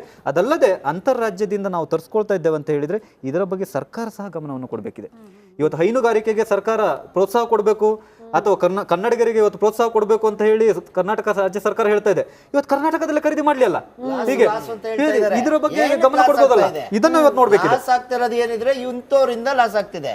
ಡಿಬೇಟ್ ಅಲ್ಲಿ ಕುತ್ಕೊಂಡು ಸುಮಾರು ಹೇಳ್ತಾರೆ ಮಾತುಗಳು, ನಾನು ಕನ್ನಡಿಗ, ನಾನು ಕರ್ನಾಟಕದವನು, ನನ್ಗೆ ಏನ್ ಕೇಳ್ತೀರಾ, ನಾನು ಸಂವಿಧಾನ ಶಿಲ್ಪಿ ಪಾಲಿಸೋನು ಅಂತಾನೆ. ಸಂವಿಧಾನ ಪಾಲಿಸೋರು ಅಂತ ಹೇಳಿದ್ರೆ ಈಗ ಸಂವಿಧಾನ ಇದು ಪಾಲಿಸೋದಾ? ಇದು ಯಾವ ರೀತಿಲಿ ಪಾಲಿಸ್ತಾ ಇದೆಯಾ? ಪಬ್ಲಿಕ್ಗೆ ಅನ್ಯಾಯ ಮಾಡ್ತಿದ್ದಿಲ್ಲ, ಪಬ್ಲಿಕ್ ಈ ತರ ಮಾಂಸ ತಿನ್ನಿಸ್ತಿದೆಯಲ್ಲ, ನಿನ್ಗೇನು ಅನ್ಸಲ್ಲ? ಇದು ಸಂವಿಧಾನನ? ಇದು ಯಾವ ಹಕ್ಕಿದೆ ನಿನ್ನ ಸಂವಿಧಾನ ಬಗ್ಗೆ ಮಾತಾಡಿ? ನಮ್ಮ ಕರ್ನಾಟಕ ಜನ ಕುರಿ ಸಾಕ್ತಿರೋರ್ ಗತಿ ಏನ್ ಹೇಳ್ರಿ? ಎಸ್, ಇದು ಪಾಯಿಂಟ್. ಈ ಕರ್ನಾಟಕದಲ್ಲಿ ನಮ್ಮ ಎಷ್ಟೋ ಜನ ಕುರಿ ಸಾಕ್ತಾ ಇದಾರೆ ಸರ್. ಎಂತ 80,000 ಸಂಬಳ ಬಂದ್ರು ಅದು ಬಿಟ್ಬಿಟ್ಟು ಹೋಗಿ ಕುರಿ ಸಾಕ್ತಾ ಇದಾರೆ ಎಷ್ಟೋ ಜನ. ಈಗ ಅವ್ರೆಲ್ಲ ಏನಾಗ್ಬೇಕು ಈಗ? ಅಷ್ಟೇ ಅದೇ ನಮ್ಮ ಆಗ್ರಹ. ದಯವಿಟ್ಟು ಯಾರಿಗೂ ಅನ್ಯಾಯ ಆಗಬಾರ್ದು, ನ್ಯಾಯ ಸಿಗಬೇಕು, ಜನರ ಆರೋಗ್ಯದ ಬಗ್ಗೆ ಕಾಳಜಿ ಇರಲಿ ಅಂತ. ಥ್ಯಾಂಕ್ ಯು ಸೊ ಮಚ್ ಇಷ್ಟೊತ್ತು ನಮ್ಮ ಜೊತೆಗೆ ಚರ್ಚಾ ಕಾರ್ಯಕ್ರಮದಲ್ಲಿ ಭಾಗಿಯಾಗಿದ್ದಕ್ಕೆ. ದಿನೇಶ್ ಗುಂಡೂರಾವ್, ದಯವಿಟ್ಟು ಈ ಬಗ್ಗೆ ಕ್ರಮವನ್ನ ವಹಿಸಬೇಕಾಗುತ್ತೆ. ಜೊತೆಗೆ ರಾಜ್ಯ ಸರ್ಕಾರ ಇದನ್ನ ಬಹಳ ಗಂಭೀರವಾಗಿ ಪರಿಗಣಿಸಿ ಈ ಪ್ರಕರಣವನ್ನ ತಪ್ಪಿದ್ರೆ ತಪ್ಪಿತಸ್ಥರಿಗೆ ಶಿಕ್ಷೆ ಆಗ್ಲೇಬೇಕು. ಬಡವರಿಗೆ, ಮಧ್ಯಮ ವರ್ಗದವರಿಗೆ ಯಾರಿಗೂ ಕೂಡ ತೊಂದರೆ ಆಗಬಾರ್ದು. ಎಸ್, ಇದಿಷ್ಟು ಈ ದಿನದ ಈ ಒಂದು ವಿಶೇಷ ಡಿಬೇಟ್ ಕಾರ್ಯಕ್ರಮ. ನೋಡ್ತಾ ಇರಿ ರಿಪಬ್ಲಿಕ್ ಕನ್ನಡ, ಇದು ನಿಮ್ಮ ಧ್ವನಿ.